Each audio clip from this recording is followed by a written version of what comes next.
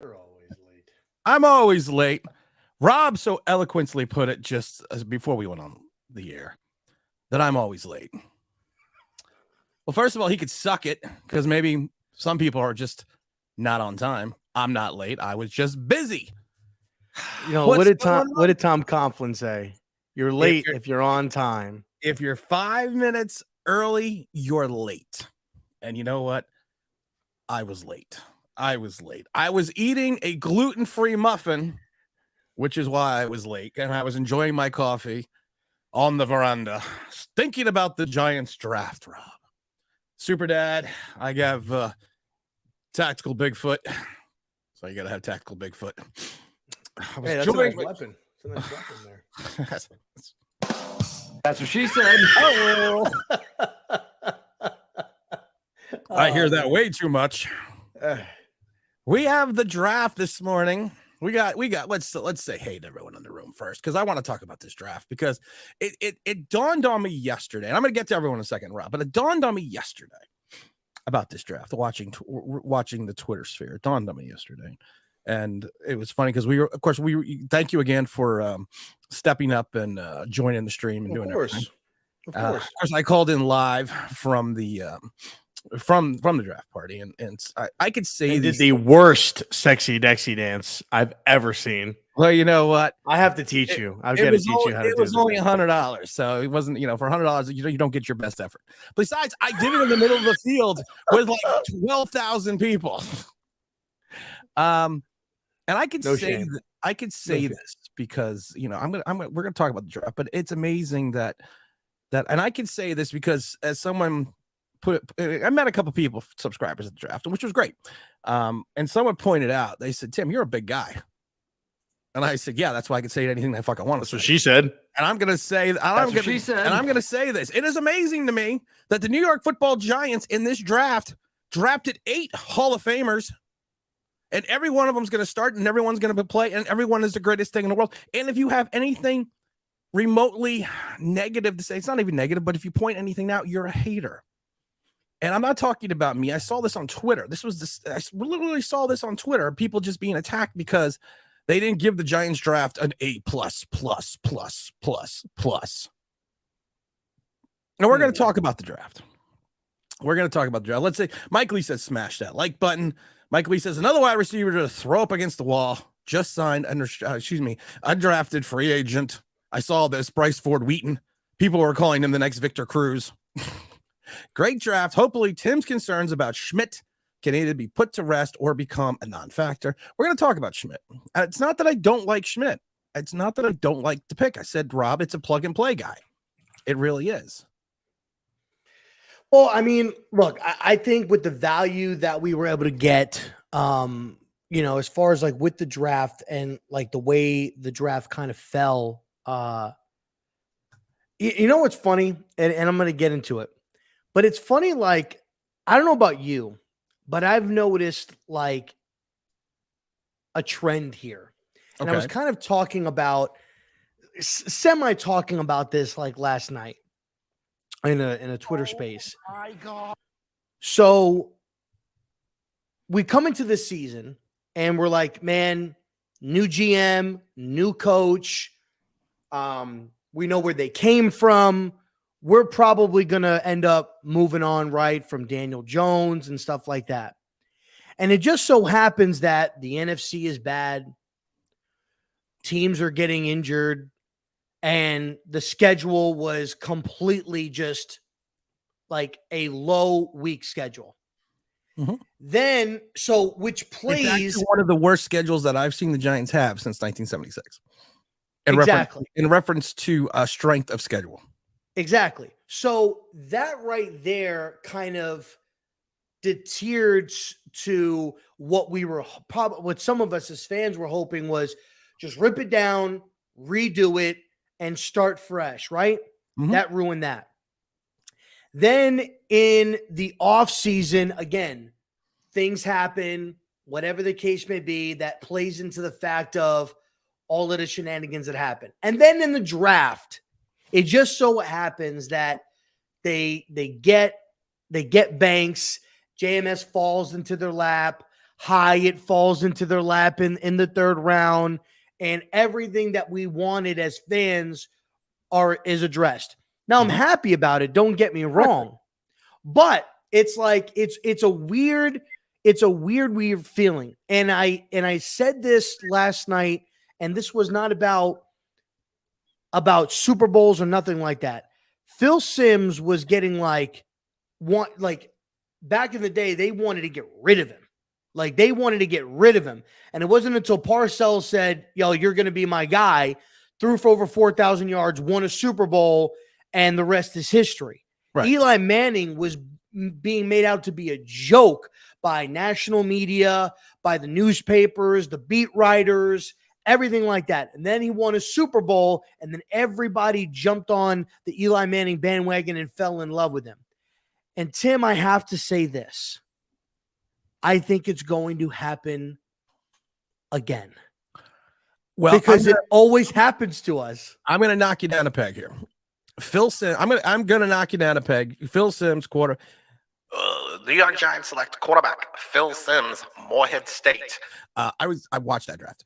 It was on the infancy of ESPN and CBS. Phil Simms, actually, you're a little bit wrong about Phil Simms. Phil Simms was the co-offensive rookie of the year with, well, actually, O.J. Anderson. It really depends on who you, which website you refer to. Was the offensive quarterback rookie of the year. Was actually had progressive seasons. Was leading the Giants to the playoffs in that 81 season before he got hurt. What happened to Phil Simms was Scott Brunner. Scott Brunner came in, won a couple games, beat the Eagles.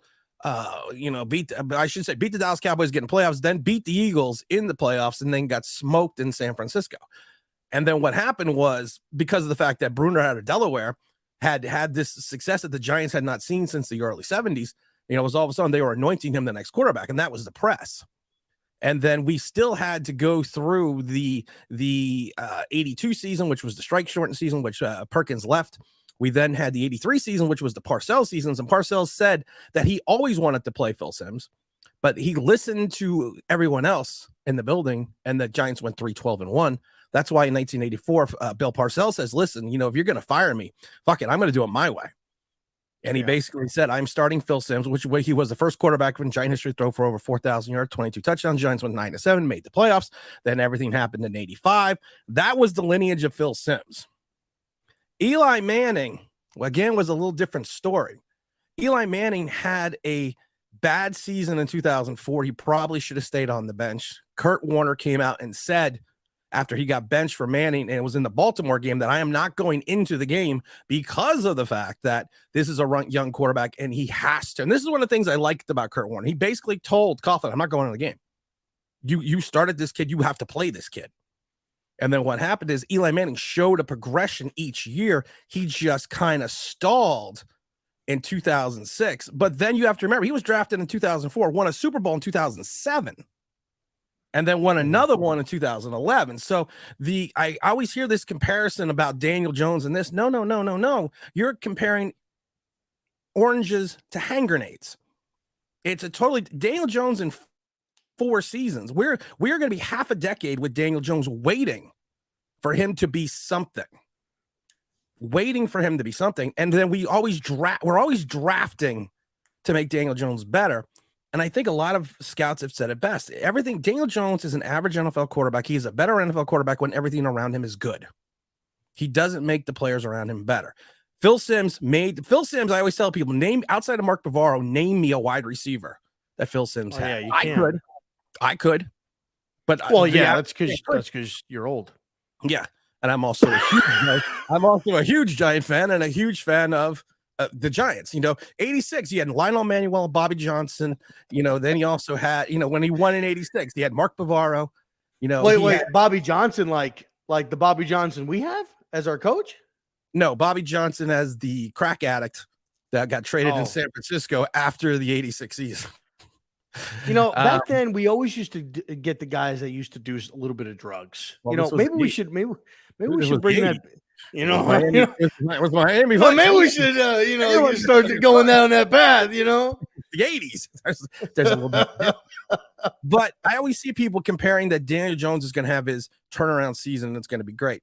No. You can't look at, you have to look at the lineage of the actual quarterbacks. And like I said, one thing that I tried to give is my knowledge and my experience, because I have been going to games since 1976. It was great. I was standing in line at the event yesterday, waiting to get in, and an older gentleman, who was older than me actually, him and I were reminiscing about 1976 and the opening day of the Meadowlands, where we lost to the Craig Warren was our quarterback, but we lost to the Dallas Cowboys.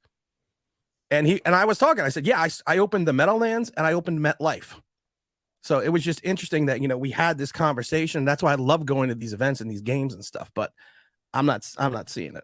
I'm not seeing it. I just meant from the aspect of not necessarily trying to say that Daniel is Eli or Daniel is Phil, but I just feel like, again, I wasn't watching football I wasn't even born, right. And when we won in 86, and then when we won, I was born in 89. And then when we won in 90, I was a year old, right. So I didn't have the opportunity to watch. Why are we going to have him in here if he's got no history? I was a year old. What? You were a baby? You can't remember shit? You can't remember shit as a baby? What the hell's wrong with you? No, I remember everything. You don't remember anything before you were 3. I remember everything from the age of 6 months. I don't even want to know what you remember when you were 6 months old or what you were doing when you were 6 months old. But anyway, James, salute, my friend. I just think like the trend with the Giants is that when shit's against the wall is when shit starts fucking working is basically kind of like what I mean. I remember watching America's game. Brown. I remember when watching America's game. You're right. And Ken Graham and Greg I'm Morton, listening. Yeah. Scott Bruner, Jeff Rutledge. It happened with us. Like when shit hit the fan, shit started going good. So it's like, I just feel like history is going to repeat itself. But with the draft, I was very, very happy with the value that we got. I think we got 3 top 75 players. Before we get into the draft, let me burn through some of these hellos. My bad. We got Big Don with the super sticker. Big Don, of course, was also on the draft party. We got Mr. Belford in the haircut. Good morning, fellas. We got Chris dropping in saying no guard or draft for free agents so far. You're right. We got Chris also saying good morning, guys. We also got the other Chris coming in saying good morning, gentlemen. We got Dave dropping in. I just wanted to point out that I was right about being able to get there with Levis later in the draft. Yeah, I never thought Levis was going to go in the top half of the draft. I said people might take him. I don't like Will Levis. I said it reminds me of, I've said it a million times, it reminds me of Daniel Jones. I think he went to a good spot though. I think Tennessee is a good landing spot for him. And even Hendon Hooker. I think Hendon went to a good potentially. We'll see. That was some head scratching picks. Yeah, I think he's going to be stuck by Goff for a while. So I think that's good for him. Even though the only problem is when you're stuck behind a guy and you're 25. Well, here's the thing. With that, if for whatever reason Goff comes out and shits the bed next year, right? He can learn the system behind Goff. Goff's going to play the whole year. But I mean, if they start to shit the bed, maybe they make a quarterback change. On whatever. But I think the problem is with Jared Goff is people have been waiting for him to shit the bed since he lost the Super Bowl. And he just doesn't. He just does. He just gets better. He just plays. I think right now Jared Goff is in a better, me personally, you could disagree and maybe the people in the chat disagree. I think he's in a better situation now with Detroit than he was when he was in St. Louis. Oh, 100%. Because 100%. I think that the offense is catered more to what he's good at, which is kind of taking some deep shots. They're very well balanced. Whereas beforehand, when he was with the Rams, blah, blah, blah, blah, blah. Jared Goff, we got stuff to do here. Let's hit the like button. Good day, fellas. We got sarcasm alert from Mike Lee. We got Christine Say off Twitter. We got to talk about the NFL draft. I'm not talking about Jared Goff. I got a limited time today because the Knicks are playing at 1. I keep seeing videos on how the Giants stole the later rounds. We're going to talk about every pick, Rob, but I want to get through a lot of these because a lot of people have been waiting. Todd says Juff's the draftees, undrafted free agent, all pros every year, every song. Hurst Real says Shane killed the draft. First 3 picks were all mocked at 25. Well, not really, but we're gonna get into that. Tim is a big guy. Yeah, I am big. Oh, Giants among men. I did meet Giants among men at the draft party. And thank you. It was a pleasure saying hello. It's always fun to meet people. Irish Rover says, "What's up, Tim? Enjoyed the live stream. How did we score our draft? We're gonna score our draft. Corey Banks is Corey Webster. We're gonna get into that. Let's see. I hope there are a few guys that pan out. So do I. Hyatt had 5 touchdowns against Tennessee. The kid is legit. I had 19 tackles in college in one game. And we've talked about that, but I also missed 11. So 5 touchdowns in one game is great in college, but you know what? College is over. You are now in the pros. So all those stats never count. Mr. Belford says the red pill, Tim. Take the red pill. Lionel Manuel, of course, we got going on. We got the Admiral Mutombo coming in and says, we're going to be this year's Richie James. Any predictions? We're going to talk about that. Stacy Robinson was another wide receiver for the 86 Giants. We got Big James Williams in the house because he is Dave Brown. Hit the like button. Says, good morning, boys. Salute. Jose G. How can we forget Stephen the touchdown maker? Stephen Baker, the touchdown maker. Very slight of build. All right, let's talk. We got more to go through, but let's go through. What is this? Is Malik Willis in a quarterback competition? Actually, Mike Vrabel came out and said the depth chart right now is Tannehill, Willis, and Levis, whatever that means. Let's see, and we're gonna get to Ross Christian. Every team feels like they stole the late rounds. They do. Let's talk about the first pick, our first pick in the draft, Mr. Banks. Mr. Banks. I like him. Like Phillip Banks. Well, you know what? He's now a Giant, so now he is Mr. Banks. I like Mr. Banks. I do. I don't like what we did to get him. When we were initially talking on the stream, we thought it was a 7th round pick. And then turns out to be a 5th and a 7th to move one spot. And then if you take a look at the players drafted after Mr. Banks, there was a dearth between another corner being picked. So I'm not saying it's a panic move. I've always said it, Rob. If it's your guy, you go and get your guy. Mm-hmm. He fits Link's system. He's a good, solid tackler. He's got good instincts. He's a press cover corner. He's not very good in the zone, but that's not what we want him for. It's kind of like when we tried to make DeAndre Baker a zone style quarterback when he's a press cover corner. Short tackler. Nice size. I said it reminds me of a cornerback from the 80s and the 90s. Is susceptible to a double move. So you're going to need to watch that. Has good speed, but I don't think at times he has game speed. Jerry Rice was slow as a sundial when he ran the 40. Banks is not. But Banks also, I don't think the fluidity in his hips are there in regards to yet. And these are things that can be coached that allows him to take advantage of his speed and coverage. And I think, like I said, he is going to have some issues with the double move. He's going to probably have to start as a rookie. But I give it a solid, if you take away the trade and giving away the assets, it would have been an A because I think he would have been there 25. But if you factor in the assets given, and there are plenty of 5th rounders who have made the teams all over the NFL, I have to give that pick a B+. I mean, for me, I'll give the pick I'm going to give it an A. And the reason why I give it an A is I don't necessarily have an issue with the moving up. You gave up a 5th and a 7th, to potentially move up. I get it. Like you moved up one spot, but I remember 2 years ago, we got jumped by Philadelphia and they ended up going ahead and taking Devontae Smith. And then I think it was last year or something like that. The year after we got jumped by Dallas and Dallas ended up taking somebody. Yes. But the jump in Philadelphia dropped Parsons right in our lap. No, true. We ended up trading back anyway. We ended up, but you gotta have the whole lineage. No. Yeah. But what I'm saying is like, I don't necessarily know. We wanted Parsons. I don't necessarily know if they wanted Parsons. So clearly they didn't because it was Dave Gettleman. Yeah, I mean, Dave Gettleman probably wanted a bologna sandwich and a nap. He probably did because if they wanted Parsons, I don't think they would have moved back. I think they reached and they wanted it and they moved back to try to acquire more capital and go back later in the draft. We actually tried to acquire a weapon for Daniel Jones. I don't remember. It was Tony. We took Kadarius Tony at 20. I was being facetious. Oh, gotcha. Sorry. But I'll give it an A. I agree. If you like the guy and he's your guy, go and get your guy. Yep. I think that Shane was talking about in the press conference afterwards, like Tay, a lot of the teams that were behind them, had Tay as a final 30 visit.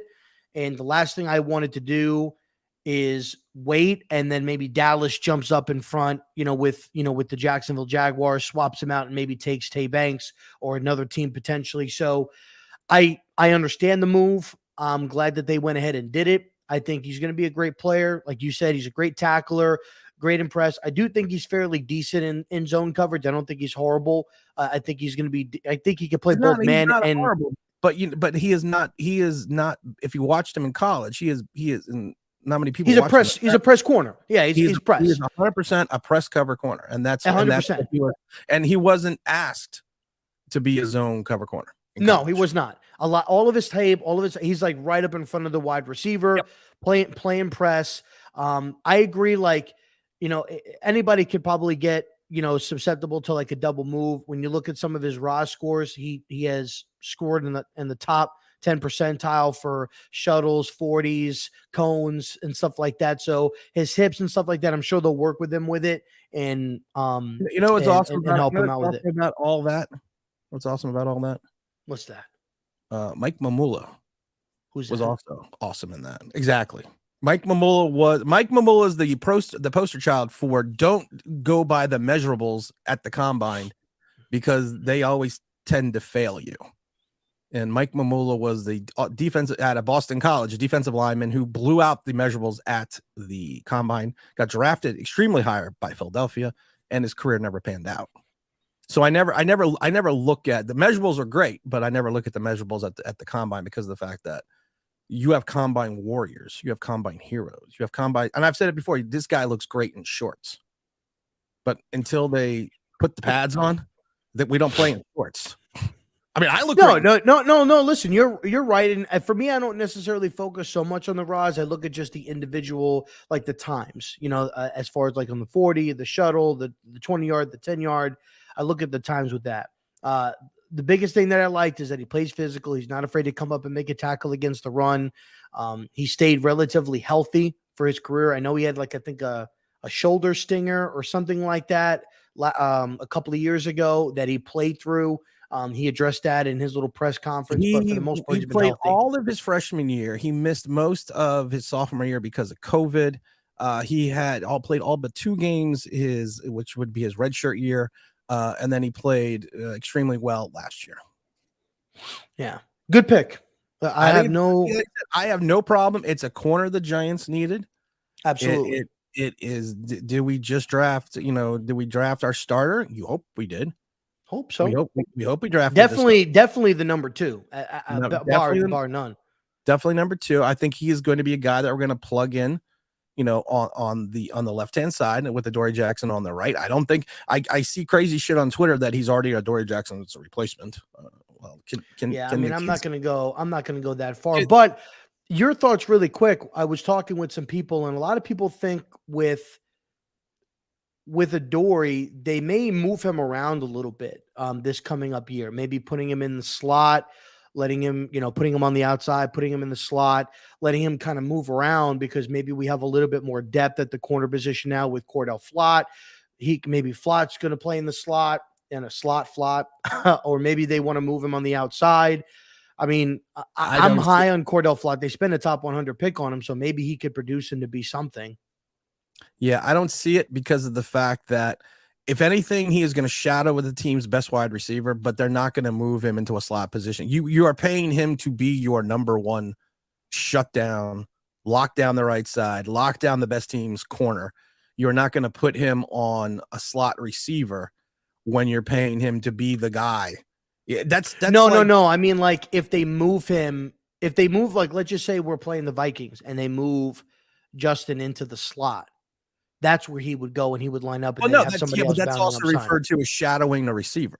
Yeah. So they wouldn't really move. It wouldn't be really move. He would just shadow. Because didn't Wink move people around in Baltimore? He moved his corners around a little bit. Well, Marcus Peters and I can't remember the other guy. No, Marlon Humphreys. Marlon Humphreys. No, they played on the position. They played on. So if Peters was playing, he was playing one. RW1 against the opposition, and kind of the same thing with Humphreys. They would alternate between RW1 and RW2. So there would be what Wink did is move his linebackers and his defensive tackles and his defensive ends around quite extensively because of the fact that that's how he was gaining the rush, and he was using people like Kalis Campbell to clog the middle to have Juden, have Roon, and others. Got to remember the Wink defense in Baltimore. Outside of Juden, there was not really a guy that had like 15 sacks. You had guys that had 7 sacks, 8 sacks, 6 sacks, 5 sacks. You had a lineage of people that would have to get to the quarterback because he had a rotating basis with his players. And I think that's kind of what he's doing with the defensive tackle situation because we have too many defensive tackles. You sign Nacho for depth. You have DJ Davidson. You got Leonard Williams. You bring in Ashawn Robinson. You got Dexter. You got what's his name? Vernon Butler. You got Sexy Dexy. You got a lot of defensive tackles. Not a lot of defensive ends. Jordan Riley. They drafted him out of Oregon. We got so. I mean, that's interesting. And like I said, I think that Nick Williams. We forgot about him. We forgot about it. That's a lot of defensive tackles. Yeah, not all of them are going to make the roster. No, probably not. I would probably say Vernon Butler probably would be maybe moved to the practice squad. Maybe Nick Williams. I would probably think, barring any like injuries, you'd probably have Ashawn active, Nacho active, Dexter active, and probably I think DJ Davidson would be active. I don't think they're going to move DJ Davidson to the practice squad. I think he'll be inactive, so they'll probably run with 4. I think DJ Davidson was a good pick. I thought he was great out of Arizona State. I think he's a big body. I think it's a shame that he got injured when he did, tore his ACL, but which I think was in London, right? It happened in London. So maybe he can come in and be good, but he's a big body. He's over 300 pounds, solid guy. I was hoping that we would get a Jomo from Texas, but they didn't. They decided to go Jordan Riley instead. Going back to Banks, does the fact that he has only had 2 career interceptions in 1,500 snaps in college bother you at all?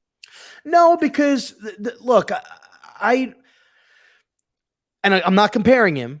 But Darrelle Revis never really had a lot of interceptions in his career. Like, I think he had maybe 1 season, maybe 2, where he had a boatload. Even like Richard Sherman, I think in his first like 2 or 3 years, I think Richard Sherman collectively had like 7 interceptions, but that's because he played good tight coverage.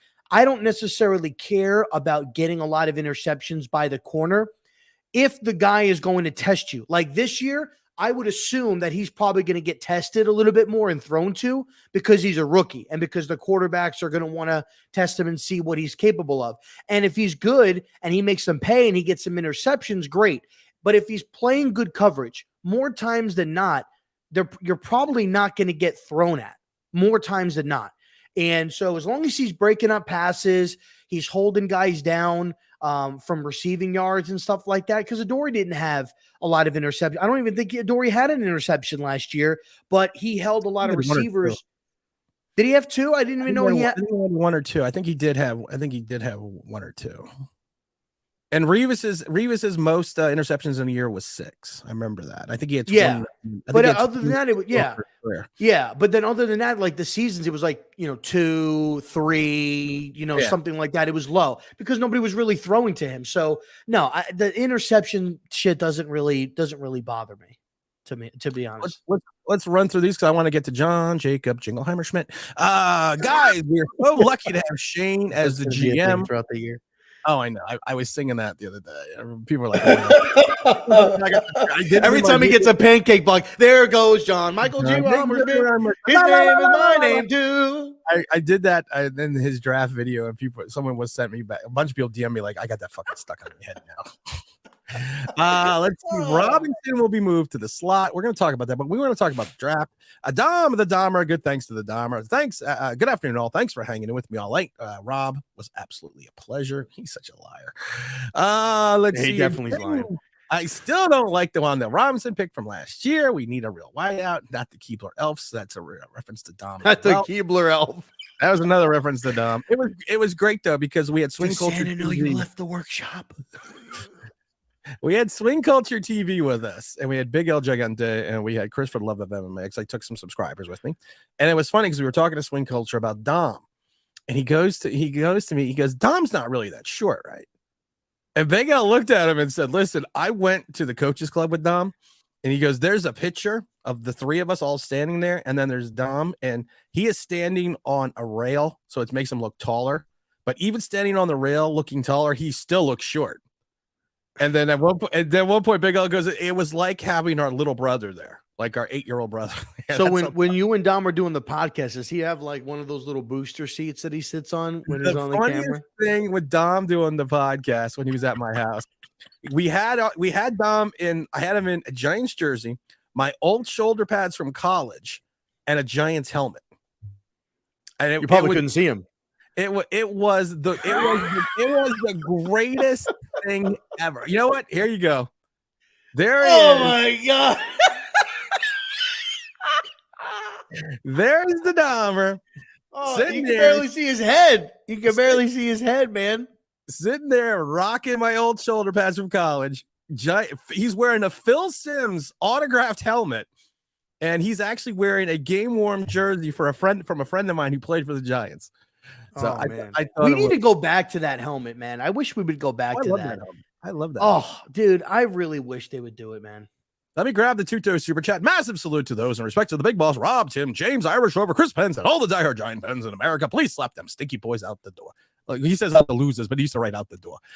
We got Irish Rover in the house. We got James in the house. We say it's going to be tested because of the receivers in our division. I think that's 100%. 100 Skyline says 100%. It's hard to get picks when quarterbacks are scared to throw at you. You're right. I don't disagree. I'm just making up a point. Tim, Giants great draft. Well, you know what? We're going to talk about that. I got a draft video coming out. Dom also says, I am really that short. I coach European football. One of my under 8 years old is even taller than me. Well, I can't even play a sound effect because he's not wrong. Big Dom looking like Rudy of the Giants. Rudy probably when he was 11. I look like Wandell just a tad. Wandell is short. I met Wandell Robinson. He's tiny, bro. He's got tree. What's he like 5'7", 5'8"? He something like that. He's got tree trunks for arms though. I mean, he's really does. Yeah, he's kind of fit. Like he's kind of built. He was sitting next to Daniel Bellinger, who's a big guy. So when was this? Last season? No, this was 3 days ago. This was at the party. Oh, this was at the draft party. Okay. So yeah, picture? Yeah, I got a picture. Of course, I have a picture. I don't think I have it. I don't think I loaded it, but I do have a picture. Wait, I think I do have a picture. No, you get that's Swing Culture TV, and there's Daniel Bellinger in the background. This is when we were waiting in line. I think I got a better shot. Oh, there they are. Oh, there's Wandell. So there's Wandell. There's Daniel. It looks like he's got big hands. He does. He does have. You know what? He's for a Smurf. He's got big hands. And like I said, he's got tree trunks from arms. Let's see here. Mr. Belford says, lol, Dom looks like Bobby Boucher in the pads. He does a little bit look like Bobby Boucher in the pads. I want to get to John Michael Schmingelheimer Schmidt. His name is my name too. The 6'4" senior out of the Golden Gophers, Minnesota. Giants grabbed him in the second round. The greatest center since Bart Oates. The greatest center in Giants history who's never played a game. The greatest pick ever in the second round because all 31 other teams passed on him on the first round, and we were the only ones intelligent enough to grab him in the second. I like the pick. I do. It's crazy that Joe Tippmann went before him, but I think Joe was getting overhyped a little bit because of his athleticism, which he has. Well, here's great pick. Here's the funny thing. You just overhyped Mr. Banks because of his athleticism. Take that coffee. You just hyped Banks because of his athleticism. Yeah, but it's different. Because we're the Giants and the Jets, and they fucking because we're the Giants. Fuck the Jets. Fuck the Jets, man. Tippmann to me, and I even said Tippmann was going to go before Schmitz because he's a better center. He's a project. I don't think Tippmann's a project. I think Tippmann is truly a plug and play center. A lot of people are worried about his height, but if you watch him in college, the worst thing you could do as a center is come high out of your stance. And at his height, he would get bowled over and pushed back.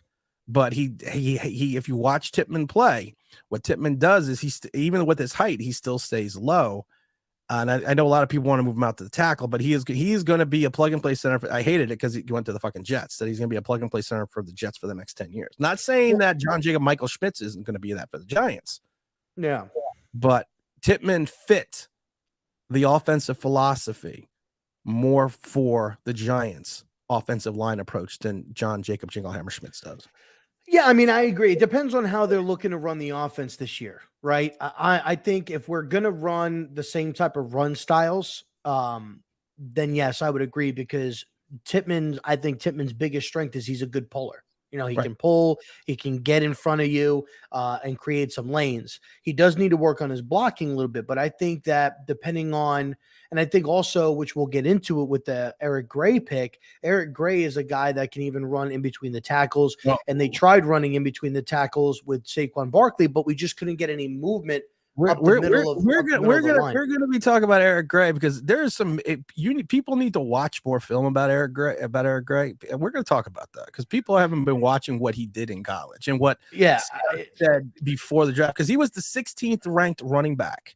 I don't have an issue with his pick at all. I saw some things that I liked from him that I can see why they went after him on some of his highlight tapes, clips. Oh no, I'm not talking about that. I'm just talking about people saying that we drafted Saquon Barkley's replacement. Oh no, we didn't draft Saquon. You know, he's not a Saquon Barkley replacement. No, absolutely. But I think let's stay on the Jingleheimer Schmitz. Yeah. Let's stay. We'll get into that. But I like the pick. I think it was great value. The fact that he fell to us at 57, they got that pick in right away. I don't think that they thought that he was going to even be available.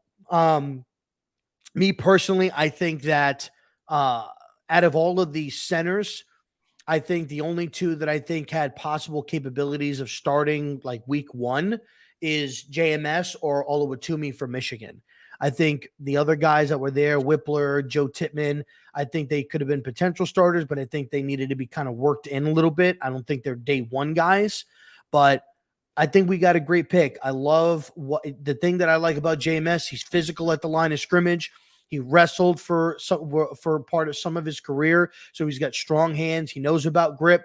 What I liked on a lot of his film that I watched is that he knows how to engage in a block and then move off of that and get to another block. He doesn't get lost. He knows where everything is. He's smart. He's intelligent.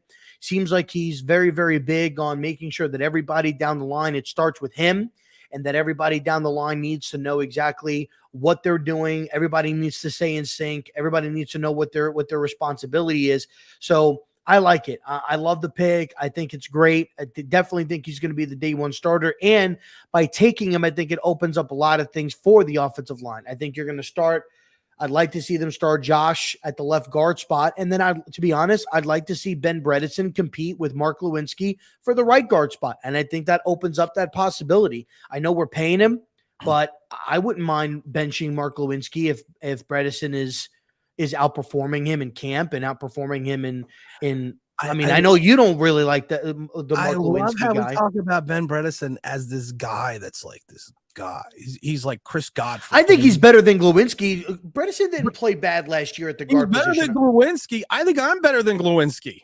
Yeah, but what I'm saying is I think Ben Bredeson played well last year, and I think he's better. He would be better at the right guard spot than what we have there now. He played okay last year. That's like saying water is better than slightly warmer water. That's what we're saying. We are hyping these guards. This is what's scaring me about the guard positions. This is frightening me. Go run it back 3 years ago. We don't need to draft offensive linemen because we have Will Hernandez. We have Matt from Connecticut. We have all these guys we brought in, and it's going to be fucking awesome. All these guys are going to turn around and be the best giant linemen that we've ever had. And what happened? It didn't work out. And that didn't work out. If we run it back a couple of years previous to that, we had the same situation with the linebackers. Oh, no. We don't need to draft linebackers. It's going to be great. We got all these guys from last year. Didn't pan out. You need to bring in talent. And the Giants, cap-wise, are limited in what they can do. And I understand. I understand it, but I'm not going to sit there and say 5-week-old cheese is good. No, but all we have is 5-week-old cheese. No, but I understand what you're saying, and I agree with you. I look at it at that particular point in time. I look at it from a coaching perspective. I think what we have as far as coaching is better than what we had 2 or 3 years ago when we had, you know, who we had obviously Joe Judge, and then prior to that we had Shermer, right? So I think that the coaching is a lot better than look. They spent a top 100 pick on Joshua Ezekiel. You have to know what you have in him as a player. He has to play. He was improving last year. He was a very good run blocker in college, and he was doing well in run blocking last year. And he looked like he was improving week to week in his pass pro a little bit and becoming a better solidified guard that we were playing him. Unfortunately, he got injured. With the Glowinski thing, I don't know if he was injured or he's just bad, but I think a part of it was the fact that Neal was not playing good. And I think Mark Lewinsky was just, because we didn't have any money last year, he was just a gap filler that they got on a cheap deal and brought him in to try to better that right guard position. I think Bredesen played better than him last year at the left guard spot. In 2020, who do we take 90? Since we're talking about where we drafted Joshua in 2020, who do we take with the 99th overall pick? In 2020, wasn't it Matt Pert? Yeah. Yeah, but again, that's different coaching staff, though. But we're still, you know what? But you know what I always love about the coaching staff thing, and I do give credence to coaching. I really do. I give 100%. But there's also an old adjective that says, you know, talent finds a way. And Matt's now been coached by this team as well. Shane Lemieux has been coached by this team as well. Mm-hmm. And Shane Lemieux, if people remember it, as in his rookie season, people were excited about him because when he started via injury because of Will Hernandez, or not injury during COVID, he ran block extremely well. Yeah. He couldn't call him the next David Deal is what they were calling him. Couldn't pass block to save his life, but he ran. But if you want to put him in as a road paver, he was freaking awesome. He was great. And now he's been coached up by this coaching staff, and he's more than a fringe player. And they're talking about moving in the center. I'm just saying this: you get out of the second round, and like I said, there is value picks, and then there are picks that you are going to hit more on your first. Hopefully, you hit more on your first and your second picks than you are going to hit in your third and your fifth. Yeah. There's better talent in the first and second. I'm not saying, but I'm not going to sit here and anoint a guy who played well for 70 snaps. That's like when we signed the kid from Pittsburgh to come in and start at center. He had something like 110 snaps in like 6 years at center. Oh, you talking about the guy we just got? Yeah, the JC Hassenauer or whatever his name is. Yeah, that's like when we moved Feliciano to center. It was like, well, Feliciano is going to be our center. He has like 300 career snaps in 8 years at center. Well, I think the whole thing with Feliciano was they wanted to get better at that position. They have familiarity with him from Buffalo. And I think it was more of like implementing. He was there mainly to help implement their offense and what they were looking to do. I think the whole thing with I don't think Shane Lemieux was ever going to start at the center position. I think if anybody was going to start, if we didn't draft the center, it was going to be Ben Bredesen. I think Ben Bredesen was going to be the starter at the center position. And the whole thing with like Matt Pert and Shane Lemieux, I think they're keeping them as far as like the depth piece.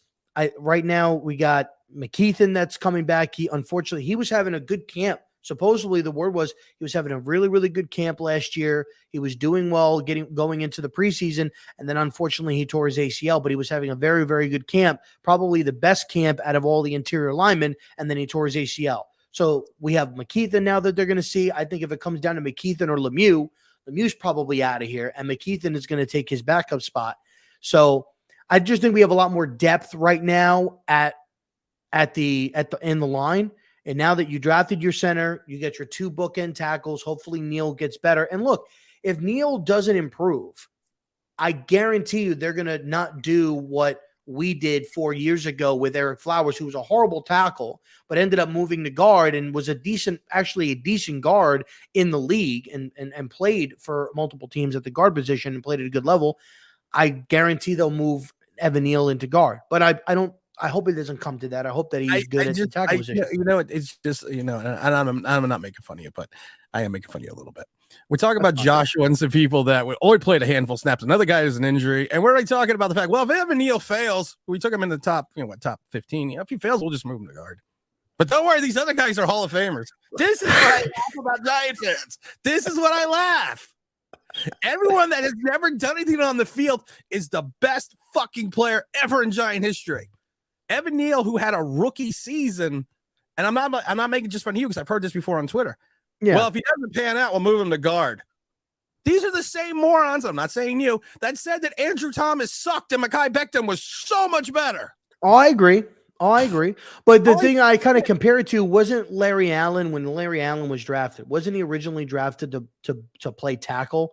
And he played tackle for a little bit, but then they moved him into guard, and he ended up being a Hall of Fame player at guard. Because it's easier to play guard than it is to play tackle. Yeah, and that's what I'm saying. I think, like, if for whatever reason, which I don't doubt, I don't think that Neal is not going to improve. He's working with Willie Anderson, who's a Hall of Fame left tackle that played for the Cincinnati Bengals. I think that he will improve this year. But if he doesn't, I feel that he would be a very, very good guard if they transitioned him over there, and I think that they would. And then at that point, you look into getting another tackle in the draft. But then where Joshua's going to be an all-pro. I like Josh. I like Josh as easy. All I'm saying is this, and I'm not just saying it to you, I'm saying it to every Giant fan out there. Let these guys actually play in games. Yeah. And not but just, was he not? Yeah, but wasn't Josh not improving last year? Not really, no. He was improving more on his run blocking, on his pass blocking. No, but he was a good run blocker coming out of North Carolina. That was his strength coming out of North Carolina. Correct, I agreed. But he was getting a little bit better with his pass blocking, and then unfortunately, he hurt his neck. Regular water is a little bit better than warm water. The bottom line is he's got to play. I agree with you. He has to play, and you have to see. Let him win a job. Yeah, let him start 7, 8, 9, 10 games before we start saying that these guys are going to be the greatest guys in the world, because this is what happens with Giant fans. And I actually have a new video coming out, not on this channel, but on a different channel. And I actually rate the most intelligent fans in New York sports, from the Giants, Mets, Rangers, Devils. I included the Nets, even though I don't think the Nets are really. I don't really include the Nets or the Devils as New York teams, but you have to now. But and I'm going to talk about that, but I'm not going to get into that because I go into all these nuances, and I think it's interesting. The person I did it with was actually very nice about it. So I mean, when that comes out, we're gonna talk about that. But I want to get back to John Jacob Jingleheimer's Michael Schmitz. He is 24 years old. People complain that Hendon Hooker was 25, but you just drafted a guy that's 24. It's going to be 25 this season. Is he? Yeah, he's an older player. Good. I mean, he's a former wrestler, so he understands leverage. He understands balance. He understands the importance with that, which I think is fantastic. I think that is something that is going to be nuanced. I think the Giants are going to have to change their line philosophy a little bit because of the fact that he is not. I would say he is not the most fleet of foot.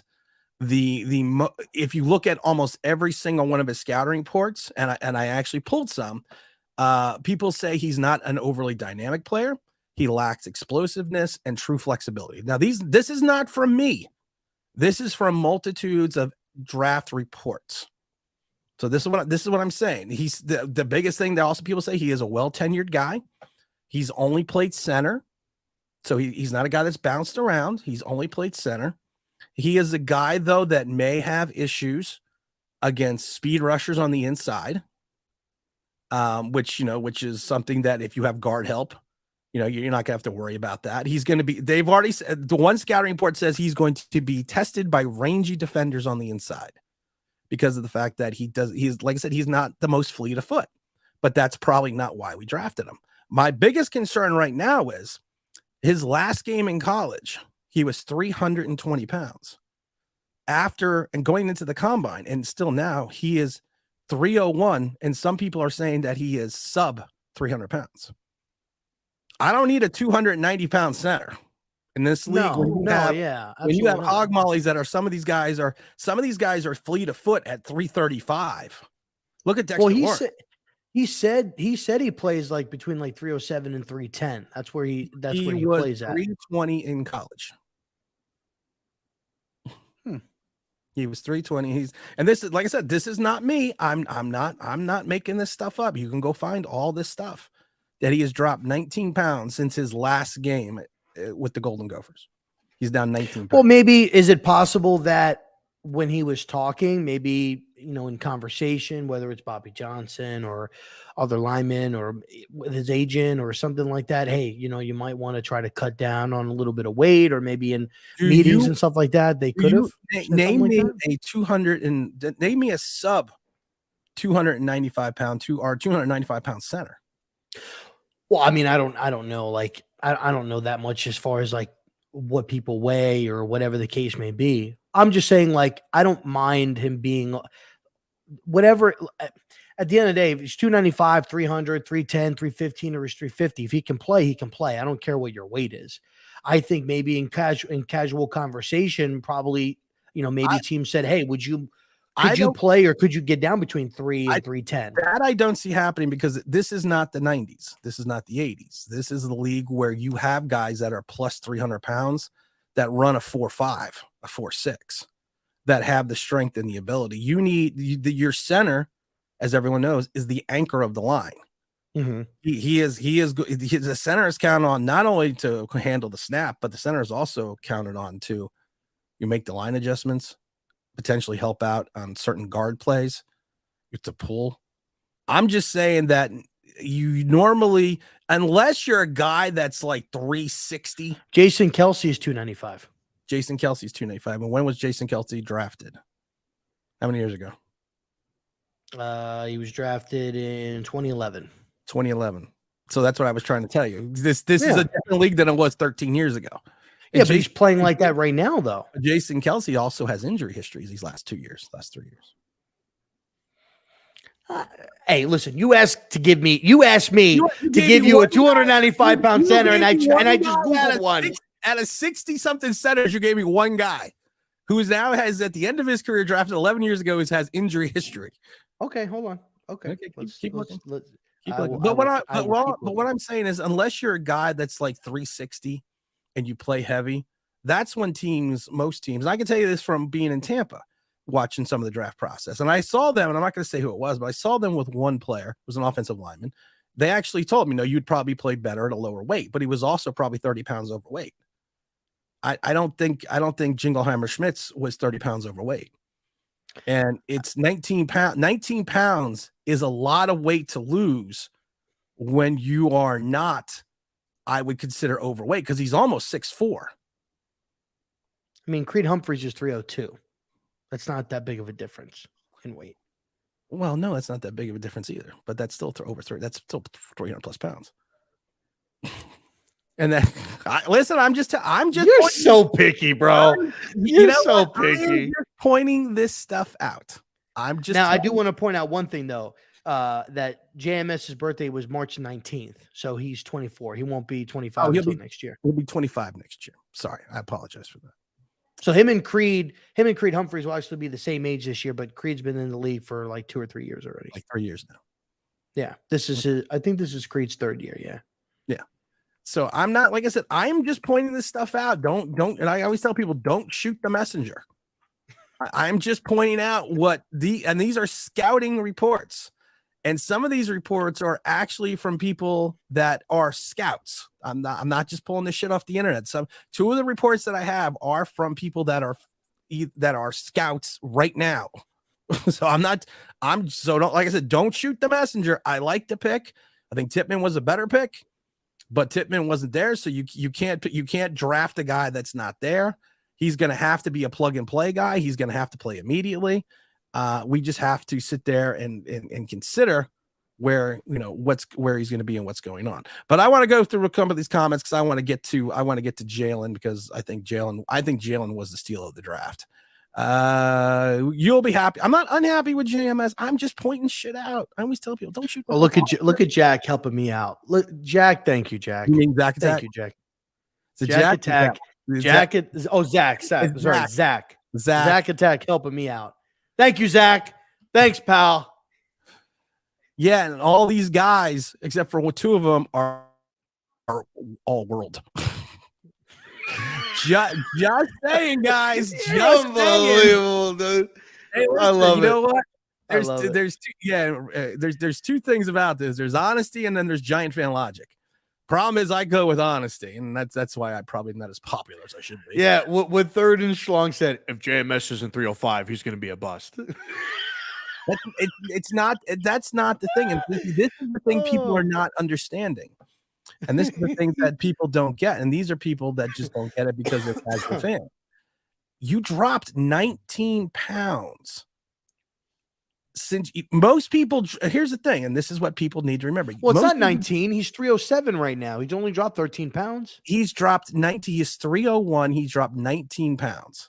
And this, again, this is off actual scouting reports. This is not me making shit up my ass. He's dropped 19 pounds. Most people drop weight during the season. Most people don't start dropping almost 20 pounds after the season. And I guarantee you, no one I talked to said that he needed to lose weight. Look, I mean, at the end of the day, I think that there was probably, I think if anything, because he spent a lot of time with Bobby Johnson, maybe Bobby Johnson said, hey, could you play, would you be comfortable playing at 305, 310? Yeah, coach, no problem. And I think maybe he heard it from a few different people and he wanted to cut some weight and get a little bit lighter, potentially. You could very easily put on another, if he's 301, he could very easily put on another 5 or 6 pounds. I'm just saying, watch this. I'm not saying anything, but I'm just telling you what people have told me to watch this. So are you concerned that he may try to get down under 300 pounds? Yes. I don't think. Well, now that he's part of us, I don't think they're going to say, "Hey, get down to 295." The gentleman. I shouldn't be doing this, but I'm doing it anyways. The gentleman that told me 4 years ago that the Giants would not, former scout, 30 years in the league, who told me the Giants. Everyone told me I was crazy. That the Giants, and I did a video that he said directly, the Giants will not pass on Andrew Thomas because he is the best tackle in this draft, and he will be an All-Pro, not a Pro Bowler, an All-Pro. The same guy who told me that, which we did a video about, told me, watch this issue. That's all I'm saying. And this guy is given information that has been more than correct over the last 3 years. So I'm not, like I said, don't shoot the messenger. No. I mean, we'll see what happens with it. Well, I think now that he's with the Giants, he'll get with their health staff, with the dieting now that he's staff. with the Giants, he's an All-Pro. He's a Pro Bowler. I mean, that's what he's late. I mean, look, you try to draft blue chip players, that's at the end of the day. That's what you do. Yeah. We'll see what happens. Big Ash said he lost weight, but did he lose strength? I don't know, because he hasn't really done anything since the combine. So that's a good question. Said he wants to know, did you change your mind on Malik Willis? No. Malik Willis right now is what he is. And I've said it before, and I said it when the Giants drafted him. When he got drafted. Feel bad for that kid, man. I felt that Tennessee was a bad situation for him because of the fact that Mike Vrabel, after he had a very good first preseason game, and it came out in the press that Mike Vrabel told him, you are not allowed to leave the pocket.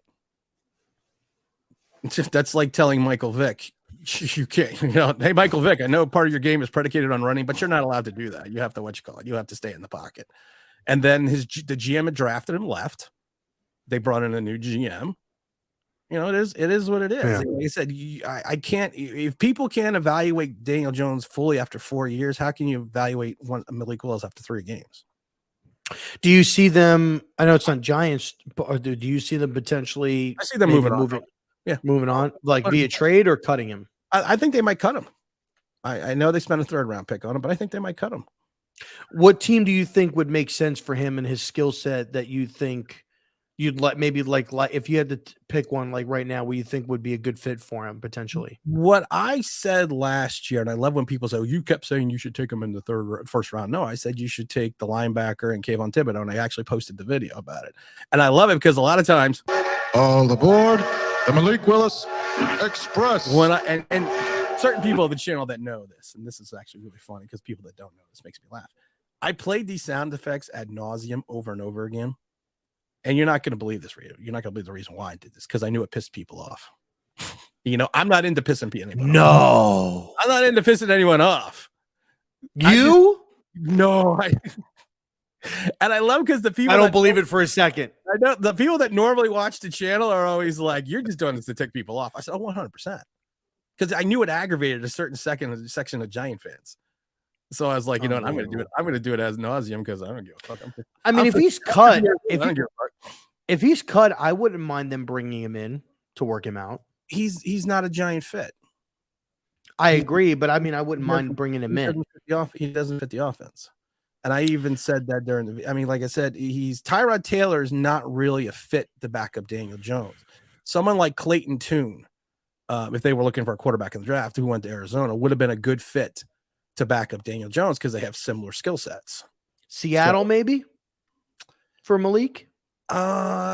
Seattle would be a good destination. I think Las Vegas would be a good destination for him. I think until the Cardinals took Clayton Tune, I thought the Arizona would have been a good fit. But like I said, I think he's going to get cut. I mean, yeah, I mean, it sucks for him, but it's a bad fit in Tennessee. The coach was never enamored with him. He had the Giant fans talk about Daniel Jones had no offensive line. Malik Willis had the worst offensive line in the league and no wide receivers. When Robert Woods Jr. is at 33 years old is your primary target. Yeah. And then you had and then Trayvon Burks, who they drafted, got hurt. He wasn't on the field. No tight end help and everything like that. So I mean, it's like I said, yeah. I think he'll be cut. I do.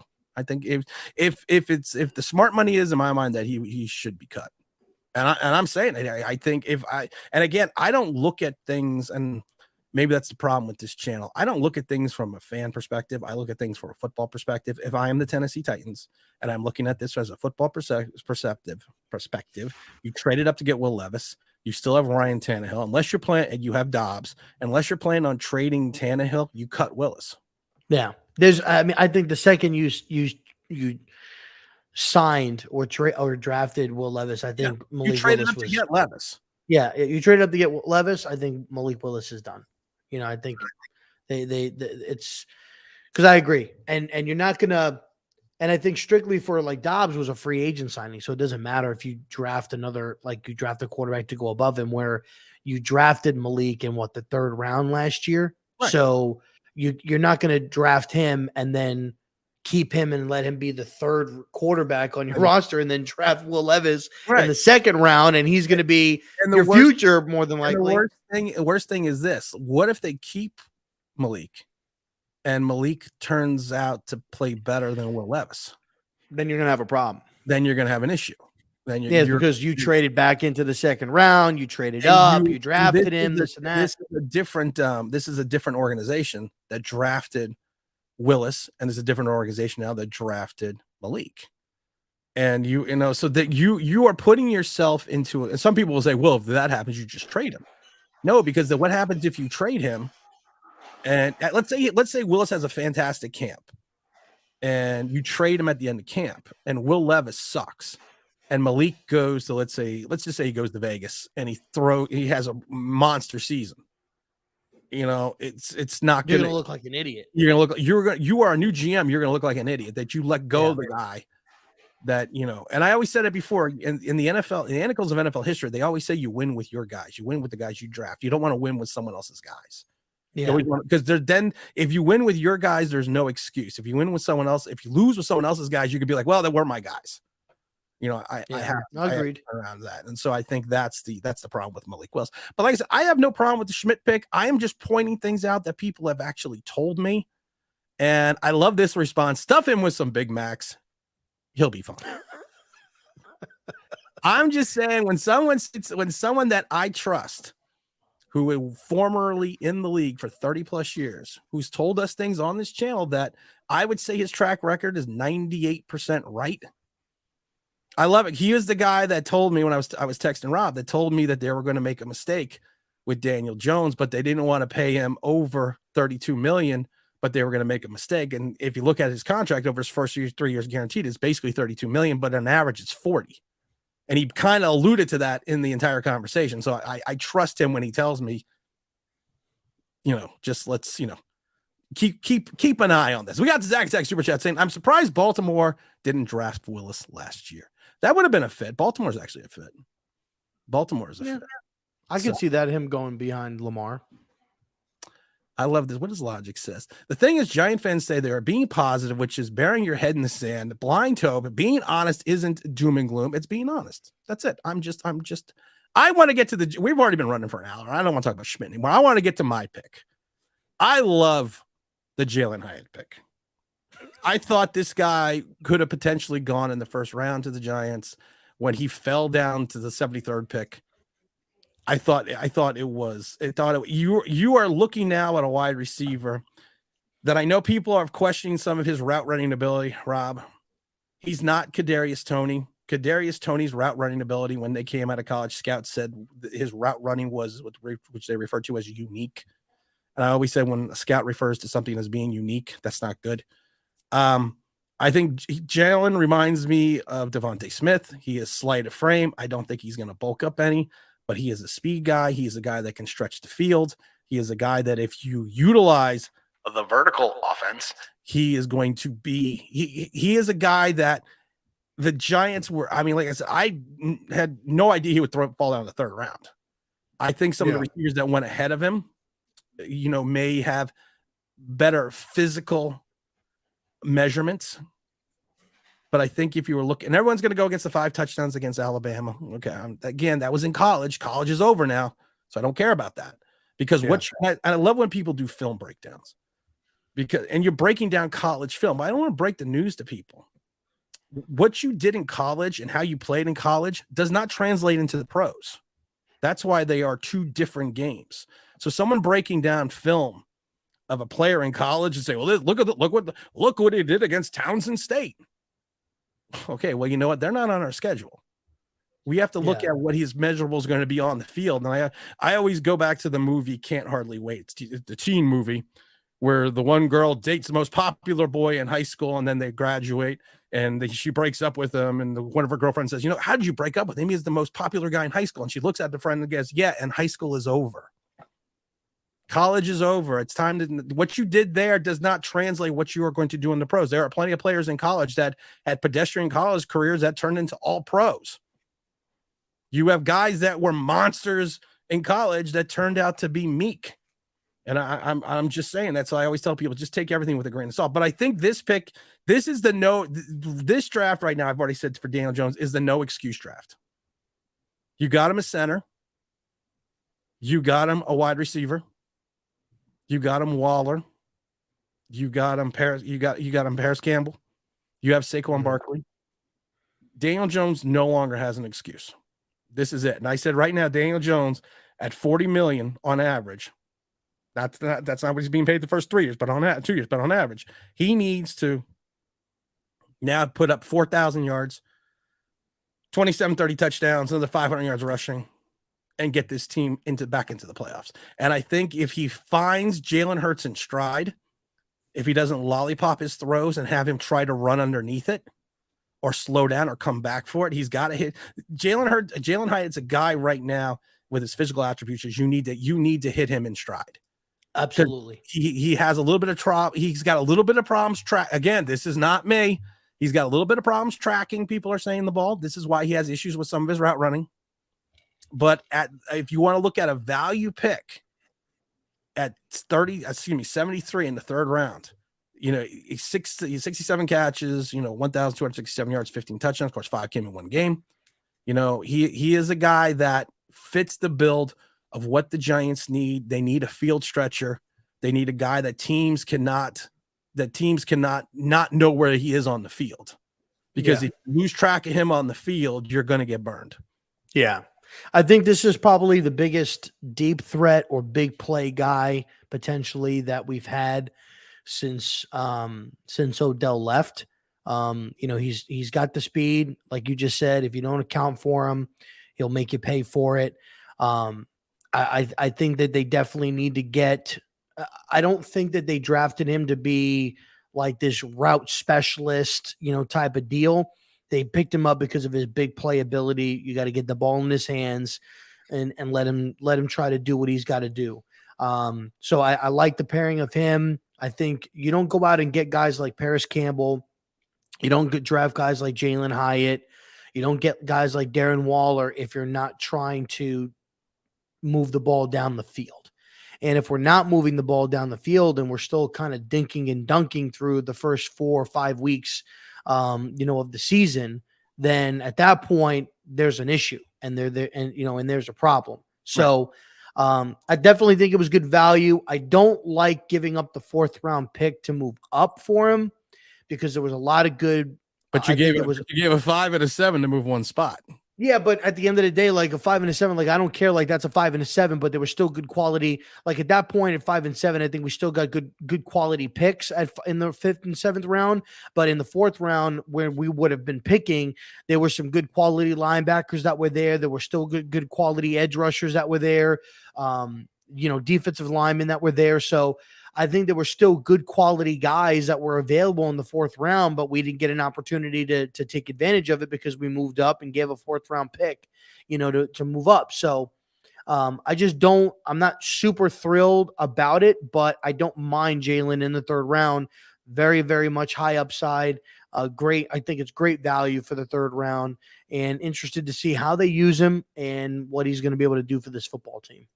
We got the Tuto super chat. Tim, never doubt you don't draft or sign. It's about the smart coaches, about developing players, smart schemes. You build a championship caliber team. No, I agree. I agree with that. And Third and Schlong says, love you, Tim. Listen, I got no problem with people are. And I know, you know what? And I laugh because people are like, some people are assholes. And some people are just being like me. And I know Third and Schlong and there's a couple other people, they're just fucking with me. And I get that. And I don't care because I fuck with people all day long. Now, Jose is an idiot. You sound like CNN, CNBC's confidential source tells blah, blah, blah. You know what I say to you? Goodbye. You're blocked. You're put in timeout because I don't like stupidity. Let's see here. This is why. This is why I'm so popular. This is why the new podcast, Get Off My Lawn, the Mad Ramblings of Gen Xer, is one of the fastest growing podcasts of all iTunes. So make sure you go find it. Get us always throwing those shameless plugs. Let's go through a couple of these. I want to get to the running back. Razzle the Great said he's a deep threat for sure. He's a golden jacket because the Giants drafted him. James Williams says we had Tony 2 years ago, couldn't do nothing with him. He goes to another team, big plays in the Super Bowl and wins. I think that's my biggest concern, Rob. I think it's my biggest concern. I don't think Tony had a great cup of coffee right now in KC because you also have Patrick Mahomes. So I think Mahomes makes players better, but you also have Evan Ingram, who went to a different quarterback, a second-year quarterback, and really actually had an all-pro season. You have the smooth downs of Kenny G, who we brought in, and he flamed out. You have the Golden Dome, where everyone loved, and then he flamed out. I think some people are concerned that it's the quarterback that is causing Bringing you the stupid. I love it. That's my favorite. That's my favorite. 100 by Plainly. But you never. I don't think you ever heard the Daniel Jones one. Wait, No, I know. know. Do I have the Daniel Jones one? Oh, you got to hear. Yeah, I haven't played Daniel Jones one in a while because that one's just too funny. Let's see here. Oh, maybe I got rid of the Daniel. You see, maybe because of Daniel Jones's wonderful season, I got rid of the Daniel Jones sound effects. And then we also had for he's the king. For Evan Ingram. He's the king of the almost catch. We had that for Evan Ingram. The almost catch. Did I get rid of the I think then we also had Hear ye, come one, come all, for it's the king of the covered sack. That was Leonard Williams a couple years back. the covered sack. I must have gotten rid of the oh no, I didn't. Daniel Jones. Oh no, I still have it. It's Daniel Jones at the 5. It's Daniel Jones at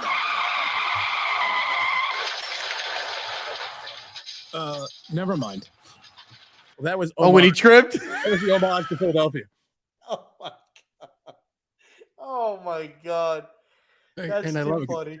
It. People, it's like a shock. People are like, that's too funny, dude. I was like, like, why do people even like you? That's hilarious.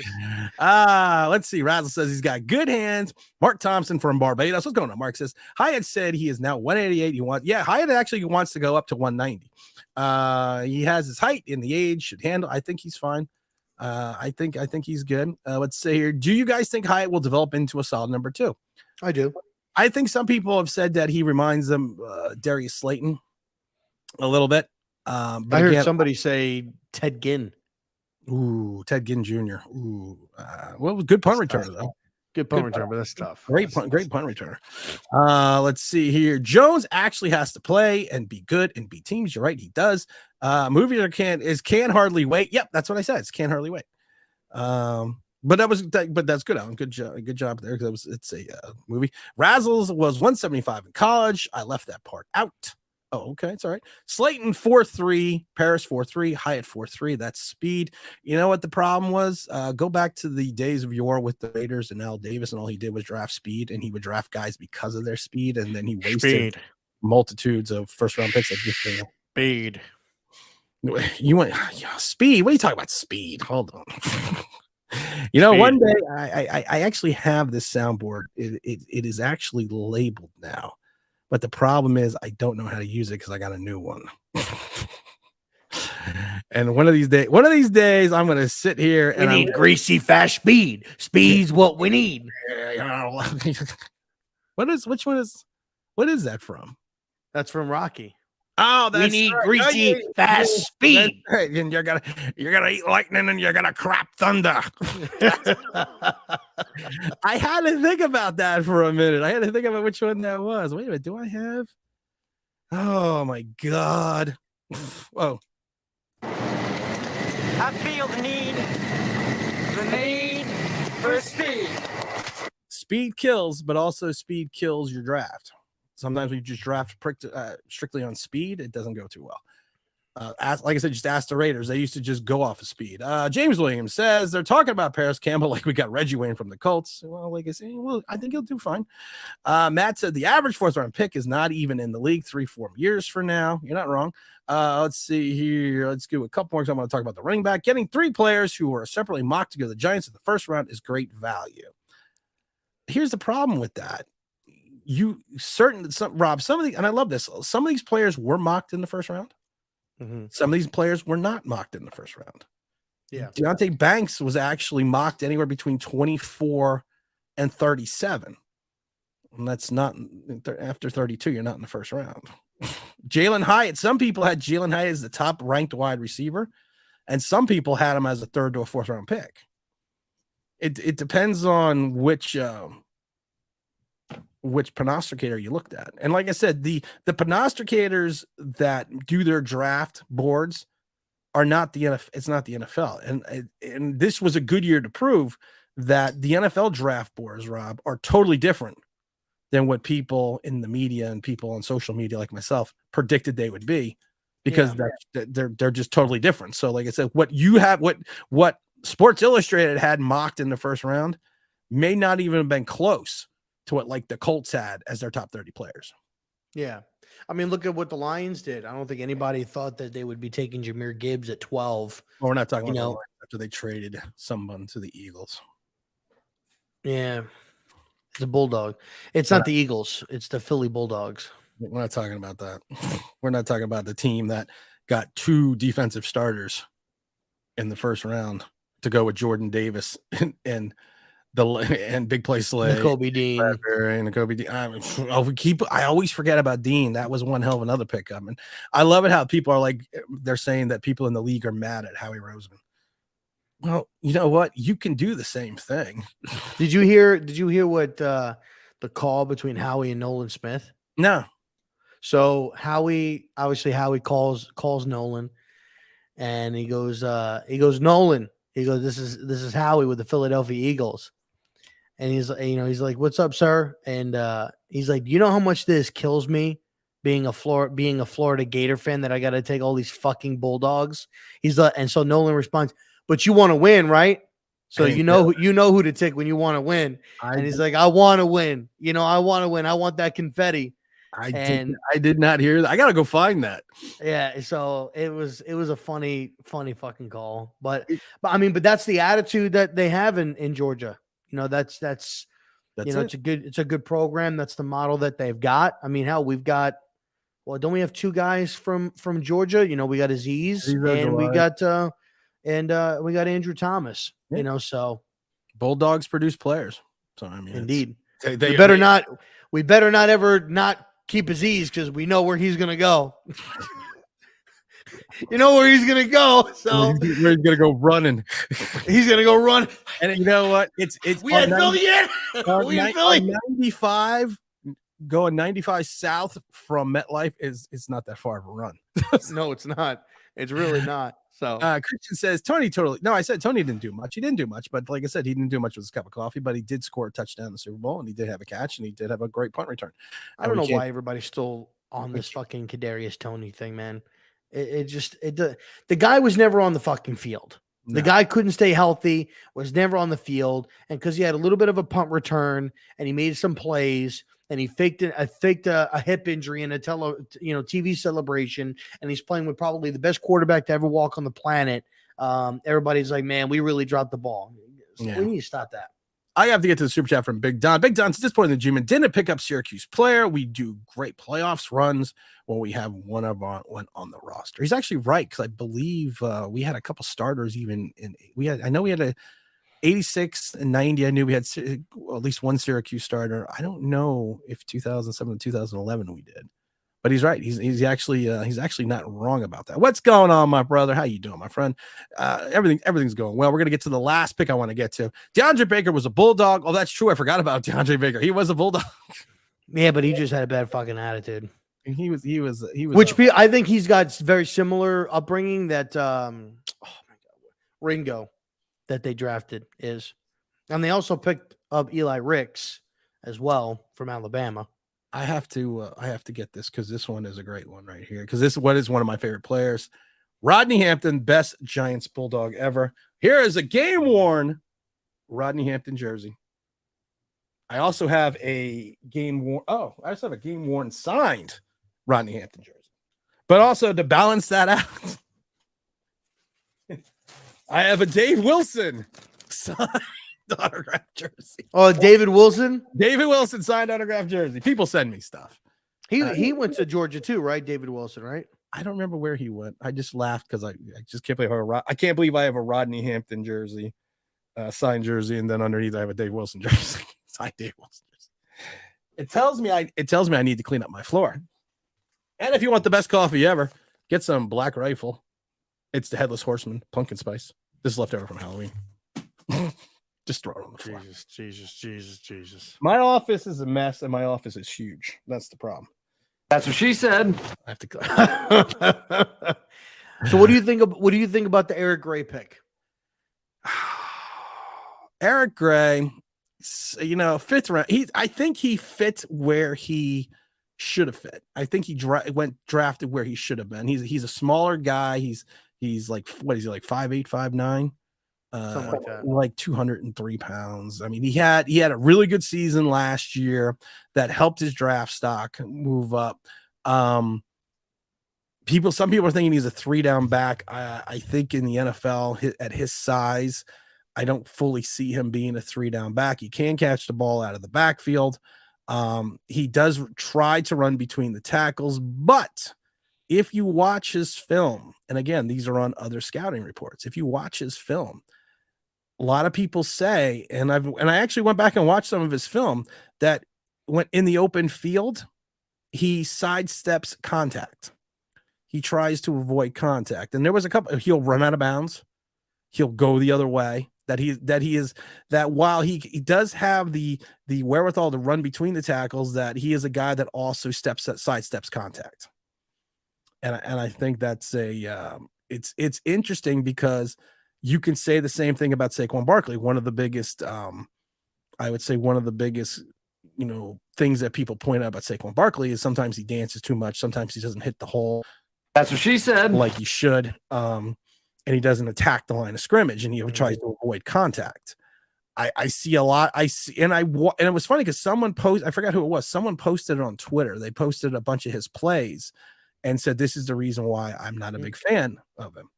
And it showed him at times stepping out of bounds when he could have possibly got a few extra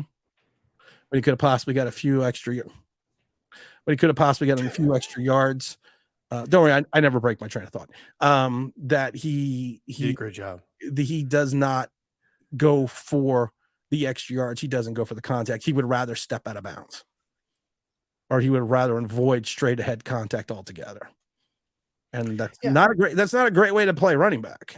No, I mean, again, I don't want you to avoid contact. You know, you're going to make contact, you know, and stuff like that. But it depends. Like, I don't want you to take on contact if you don't need to. But at the same point, I don't want you to be avoiding it all the time either. Well, if there's a difference between stepping out of bounds and getting 5 to maybe 5-6 more yards, I don't want a guy that's going to step out of bounds.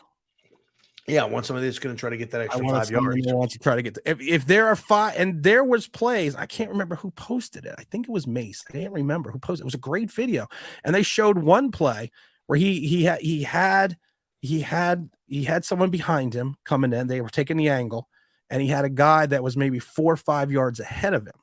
So he had at least 4 yards ahead of the other guy. So instead of getting 2-3 additional yards, he just went out of bounds.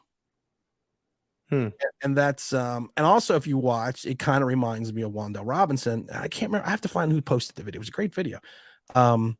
He got pulled down from behind on at least 5 different plays last year.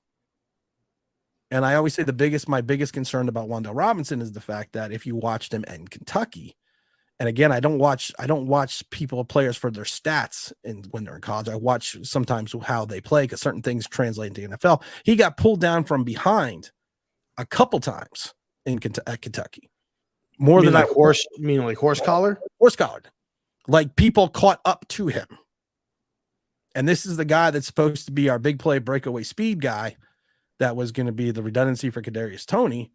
And I said when we drafted him that my concern is that he doesn't know how to protect himself on the field, and he gets dragged down from behind on more occasions than he should. And I get worried that Gray is kind of the same way. But again, he's a 5th round pick.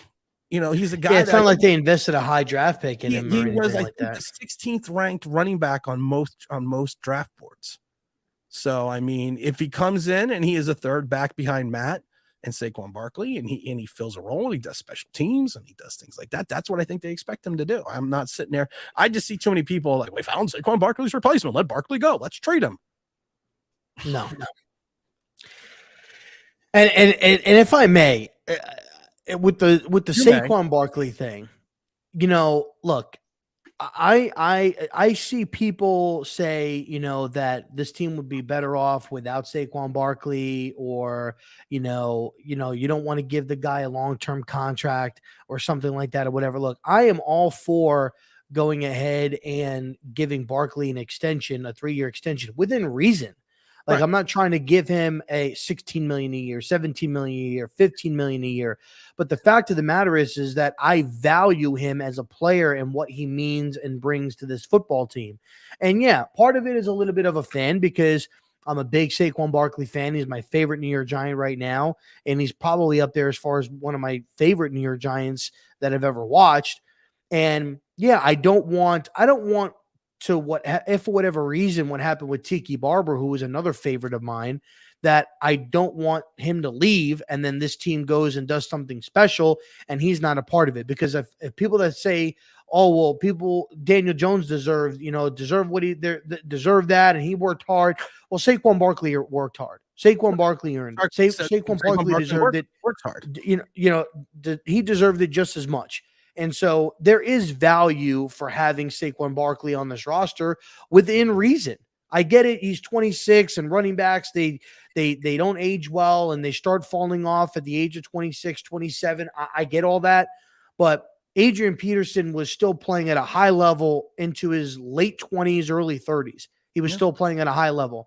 And I look at Saquon Barkley as being that type of a freak athlete that he is athletically gifted to the point where I think that he could still have success. And then people are saying, well, you're going to pay him and then you're going to limit his production. I don't necessarily look at it as limiting his production. I think that if this offense improves the way that we're all thinking that it's going to improve, and now Daniel Jones with these weapons is now able to throw the ball more, I think Saquon Barkley will still be able to produce at a good enough level where he or maybe at the same where he could go ahead and get 1,200 yards in a season, but with less carries because he's getting more big plays because it's open more. Like Right. it's no different than if you have a running back that's running and you have a lot of big passing plays because you've got 9 guys in the box that are trying to stop the run game. You know what I'm saying? It's like, that's where I'm coming from with it. And I talk to a lot of people and they're like, well, it just doesn't make sense, or, or that's not possible. 1,250 yards over 17 games is an average of 73 yards a game. If you take 73 yards a game over, say, 13 carries, which I think you can definitely run the ball. Saquon Barkley is capable, if we're passing the ball, that can run the ball 13 or 14 times and get 73 yards. Again, you could have a game where he gets 30 and then a game where he goes and gets 140, but that's only an average of like 5.6 yards per carry. And if your quarterback's playing well, you can have 5 rushes and have 80 yards in 5 rushes, and your yards per average is going to be through the roof. To your point, though, there are plenty of games that the Giants either barely cracked 300 yards in total offense or were under 300 total yards in total offense. And some of those games you had Saquon Barkley have 70 yards, 100 yards, this amount of yards. You subtract that. You subtract, let's say, 70 yards a game, and you're not even averaging 300 yards of total offense. You subtract Saquon Barkley's yardage, you don't really have an offense. Yeah. And the same thing could be said for Jones last year. There were games Jones was averaging 200 yards a game, but there were games where he had 70 yards passing. Right. He had 150 yards passing. He had 170 yards passing. He had 130 yards passing. Like, it's going to vary based upon the average. Right. So we were shitting on Daniel Jones last year and saying, oh, he's throwing for this, but he was averaging 200 yards passing because there were games where he had 300. There were games where he had 200. They were like, it's all about the average. Is well under I think the average NFL like 250 was like 255. Yeah. Something like that. It was well under the average, but I want to get to a couple of these comments because I think the Razzle the Great says stepping out of bounds equals prolonging career. I agree with that. And I disagree with that because they call football a game of inches for a reason.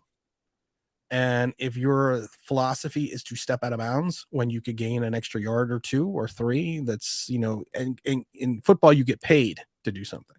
Maybe for a quarterback, I could see that. I can see that, but not for a running back. Max on the beat says the upside of Gray is he always falls forward. I don't know if that's a joke, but it's kind of funny.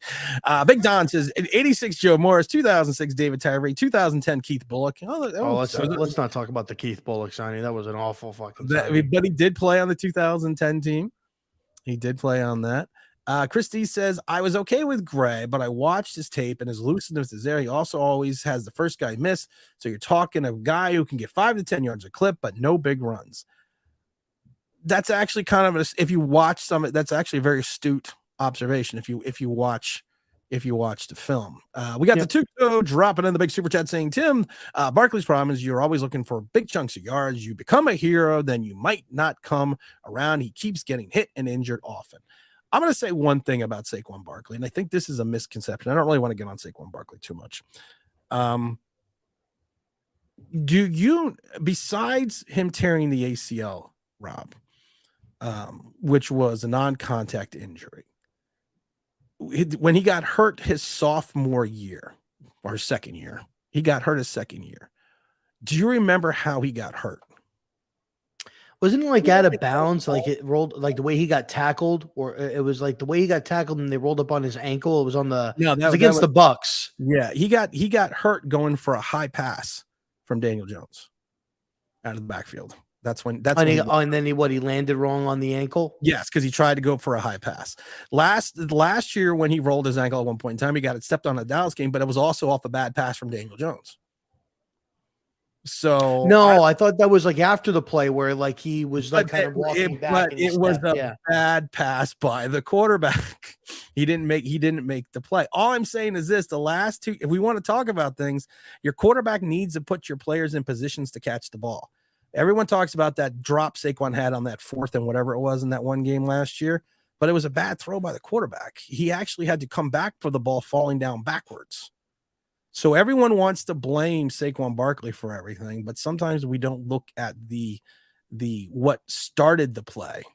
We look at the end of the play, but we don't look at what started it. Yeah, And it was, and that was a bad pass on the 4th down play. Yeah, I know. Well, no, you know that. I know that. Majority of intelligent Giant fans know that. But you have a segment of that. And I love this. The agenda never ends, I see. Oh, shut up. Go away. You know, I always like it. My favorite line in Heartbreak Ridge with Clint Eastwood. Don't go away, man. Just go away. And he just went away. Later.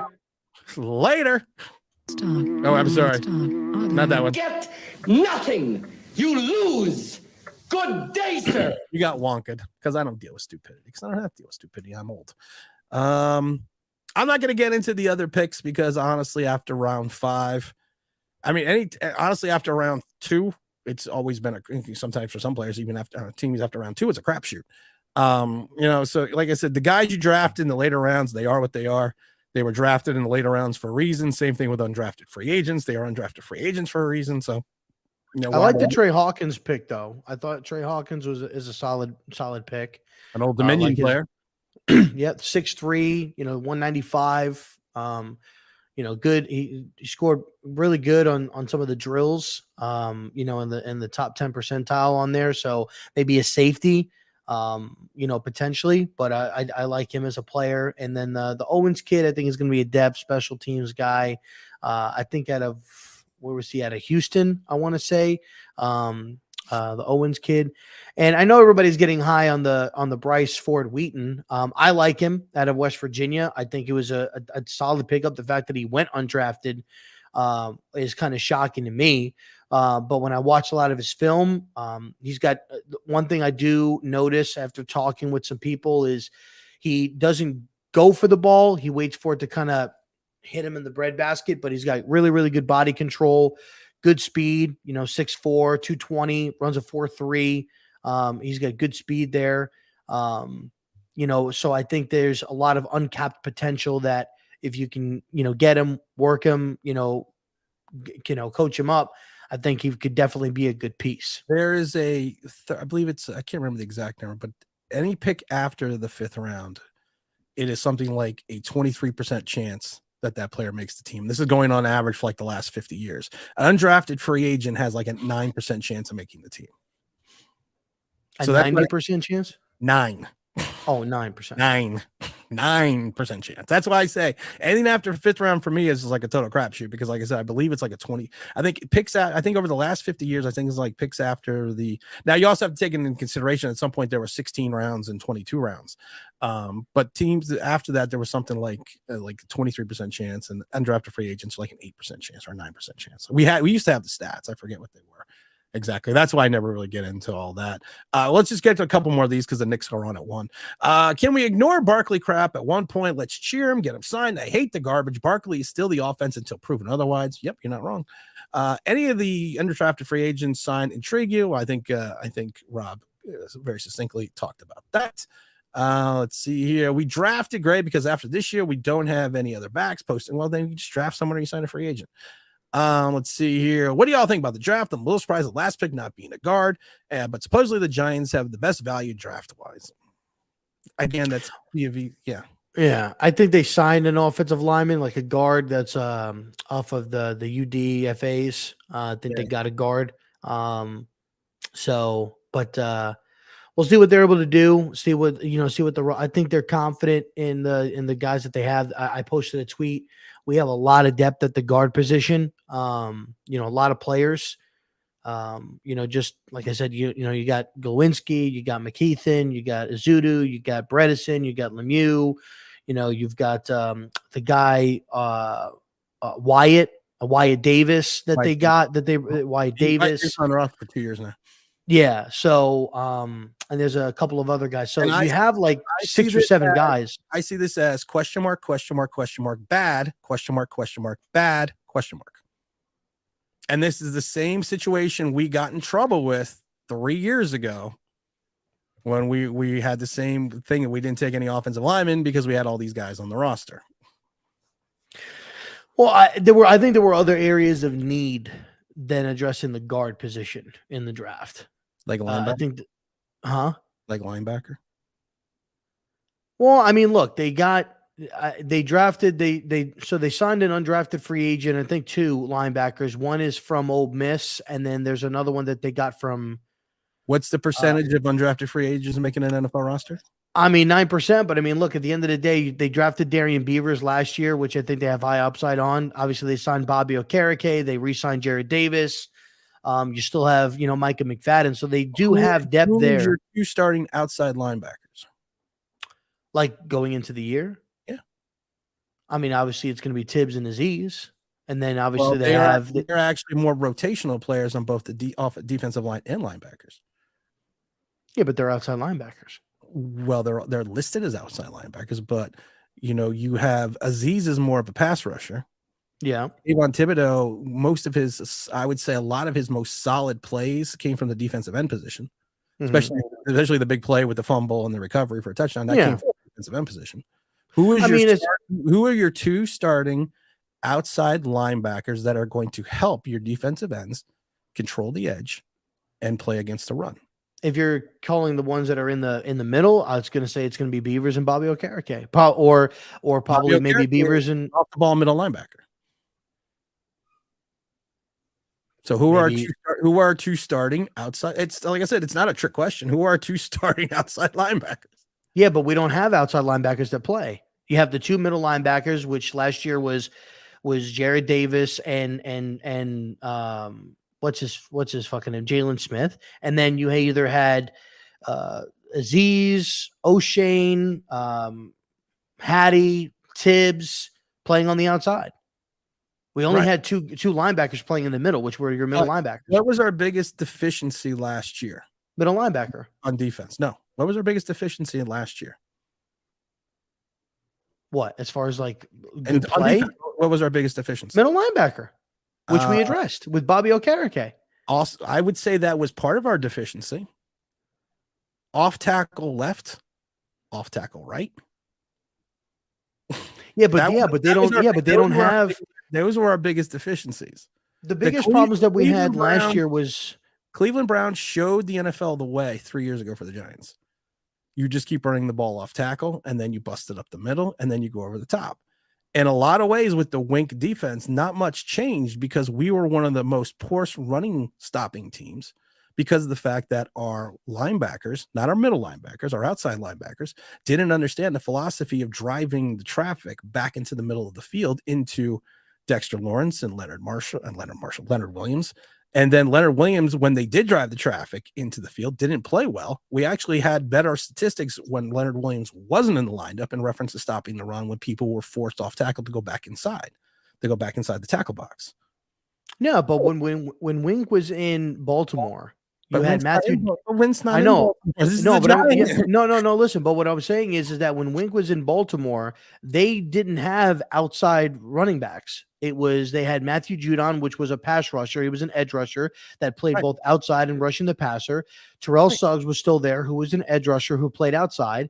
And they had Patrick Queen, and they had another middle linebacker that was there. He's running the same style of offense. I agree with you as far as your outside guys. Maybe it's Timon, maybe it's Ellerson Smith, maybe it's Micah McFadden, however they're going to be utilizing it.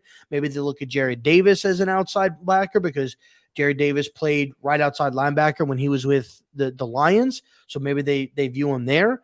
I think the biggest issues that we had was the middle linebacker position, having a middle linebacker being able to play the run, get sideline to sideline. I agree. They did not force runs to the inside, which I think was a big reason for the middle linebacker. Hopefully you get better edge setting. They didn't have very good edge setting either by Kayvon, but he's a rookie. And Hattie in the beginning of the year was doing well, forcing things back inside. But then I don't know what happened. He just stopped doing that. So maybe, with adding Nacho, adding, Ashawn Robinson, and all that, maybe they'll be better in the interior. I think the interior part of the line, it got better, but outside, Kayvon needs to work on forcing everything inside. But if you can't force the play into your interior guys, it doesn't matter. Agreed. And that's if you watch, and like I said, watching the game, watching 8 of the 9 home games, or what it was in the stands. And I always tell people it's a different perspective when you're actually watching it in the stands. I think everyone knows that. you could literally, there was at times from the stands, you could literally see what a team was going to do. You could literally see they're going, and I laughed because I was with Irish Rover. At one point in time, I called like 9 plays in a row for the opposing offense, and correctly, because you could see what was set up, because it was easy to figure out. Okay, just keep running off tackle. Until they always say it in the NFL, until you can stop it, I'm going to run it down your throat. And that's what I agree. That's what the Giants did offensively with Daniel Jones with the play action rollout, where they would just give him one receiver and the second option was to run. And if you go back to the Bears game and the Texans game, what happened was that they got burned doing that for an extended period of time.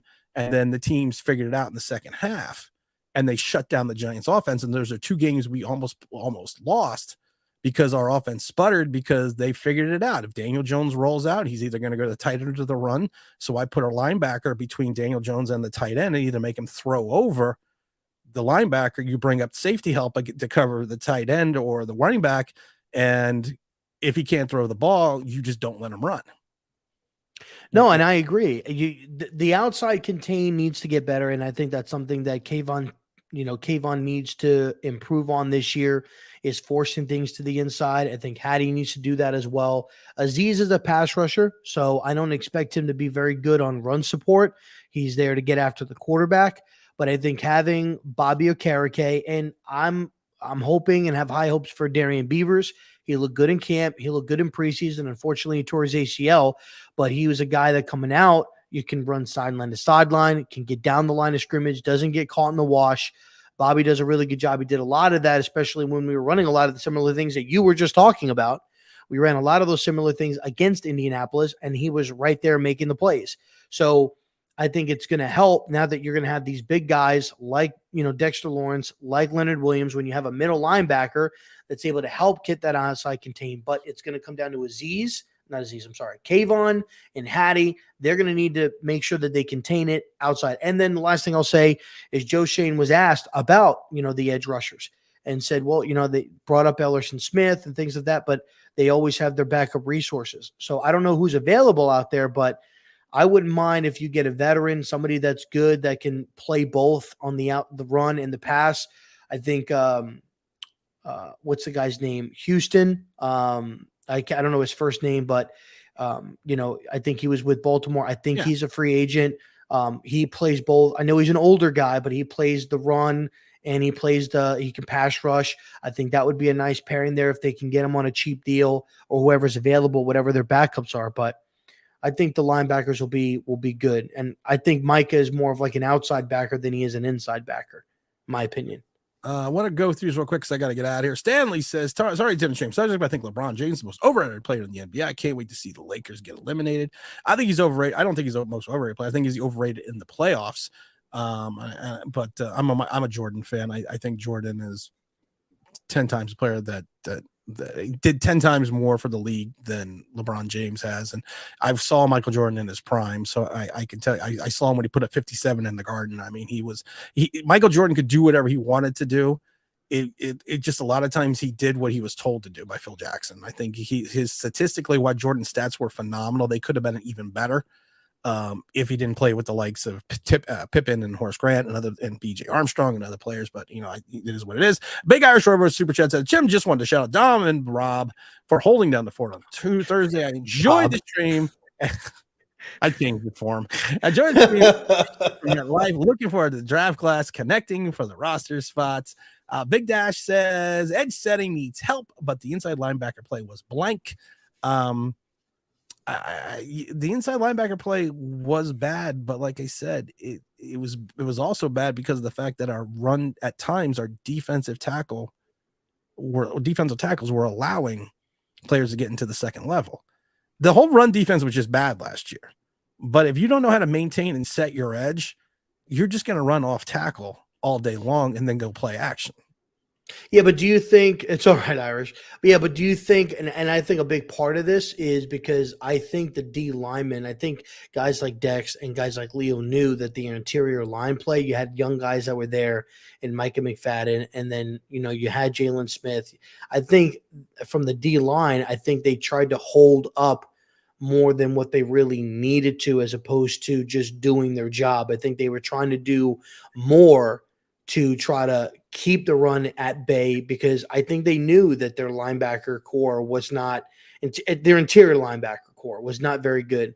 Now that you have and Bobby's going to – I don't think Bobby coming in is going to automatically just, okay, yeah, whatever.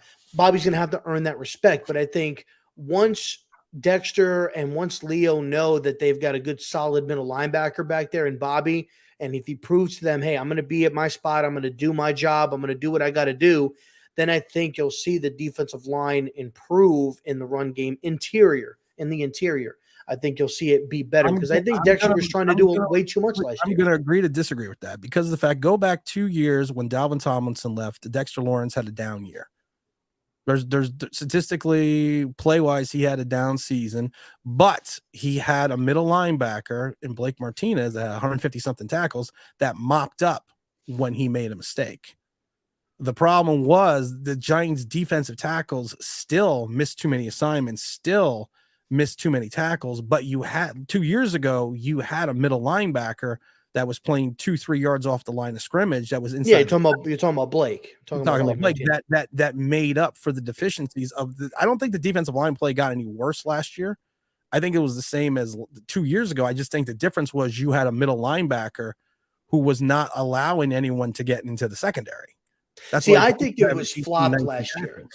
I think it was flopped last year. I agree with you. I think that the interior line play when we signed Blake Martinez, Blake was a very good gap filler. He was very, very smart, very good in the run stuff, knew how to get into the gaps, fired in there, was very good against the run, but the interior front line was not very good. Dalvin Tomlinson was good, but he was just a big body getting double teamed is what he was. But that's why that's the thing about Dalvin Tomlinson. This is what aggravates me with people. Yeah, Dalvin Tomlinson may only had 40 tackles, 50 tackles.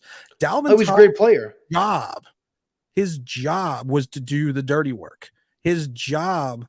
Leonard Williams' play also has dropped off since Dalvin Tomlinson's gone, because Dalvin Tomlinson took those double teams. Dalvin Tomlinson opened up other parts of the field for Dexter Lawrence and Leonard Williams to be successful, because he was doing the stuff that doesn't show up on stat sheets. When we had the defense 3 years ago, when we went 6-10, or 4 years ago now, the defense played at times better than Wink's defense, because of the fact that Dalvin Tomlinson allowed a rookie in Dexter Lawrence to play well, and Leonard Williams, King of the almost sack, to have a career year and get his money. The moment he left, Dalvin Tomlinson, the Giants interior line play, and the stats until last year for Dexter Lawrence and Leonard Williams dropped exponentially, because there is no one to do the dirty work. Sometimes we all know this. Sometimes there's players that things don't show up on the stat sheet. But I think the importance of that player to that team. Yeah, no, I liked Dalvin Tomlinson. I thought that he was a great player, and he did a lot for a lot that wasn't recorded. When it came to Dexter Lawrence, I thought Dexter Lawrence was playing out of position from the time that we drafted him. I don't think that he really showed anything or proved anything or did anything. I think he did okay, but I wasn't until this year where they moved him into the nose, where I think is where he's best, with his athleticism and with his power and with his strength, that he really showcased.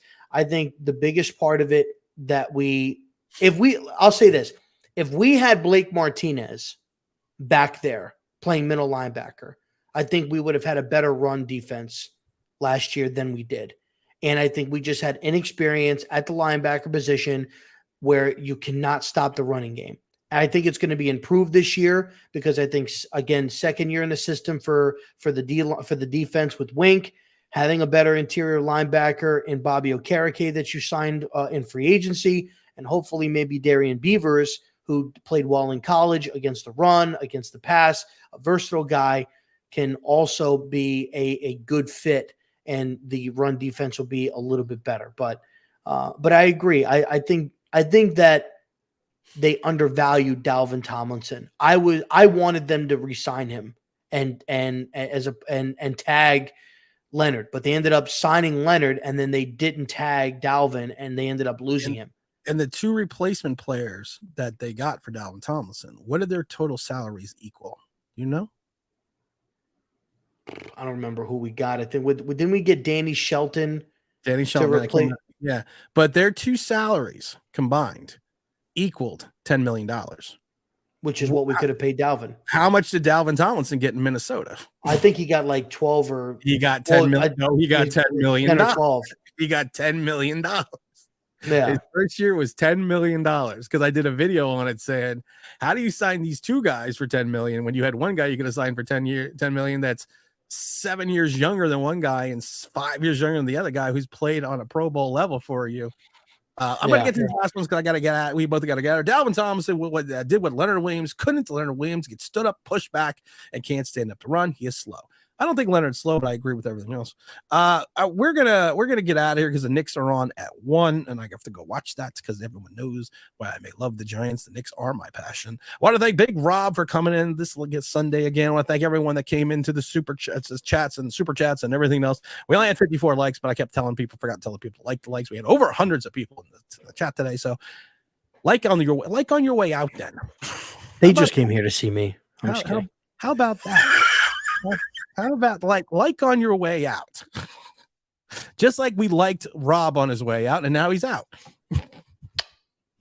All right, guys, we went way too long today. That's what she said. I was only going to go an hour. That's what she said. But you know what? It's just one of those things. We got a lot of videos coming up next week. We have the official launch of Return to Gotham, New York Sports Talk podcast, going to be out this week. The official launch is going to happen this week. We had some problems getting the podcast up and running because we did not think that we didn't think that To Get Off My Lawn, the Mad Ramblings of a Gen Xer was actually going to take off, and it did.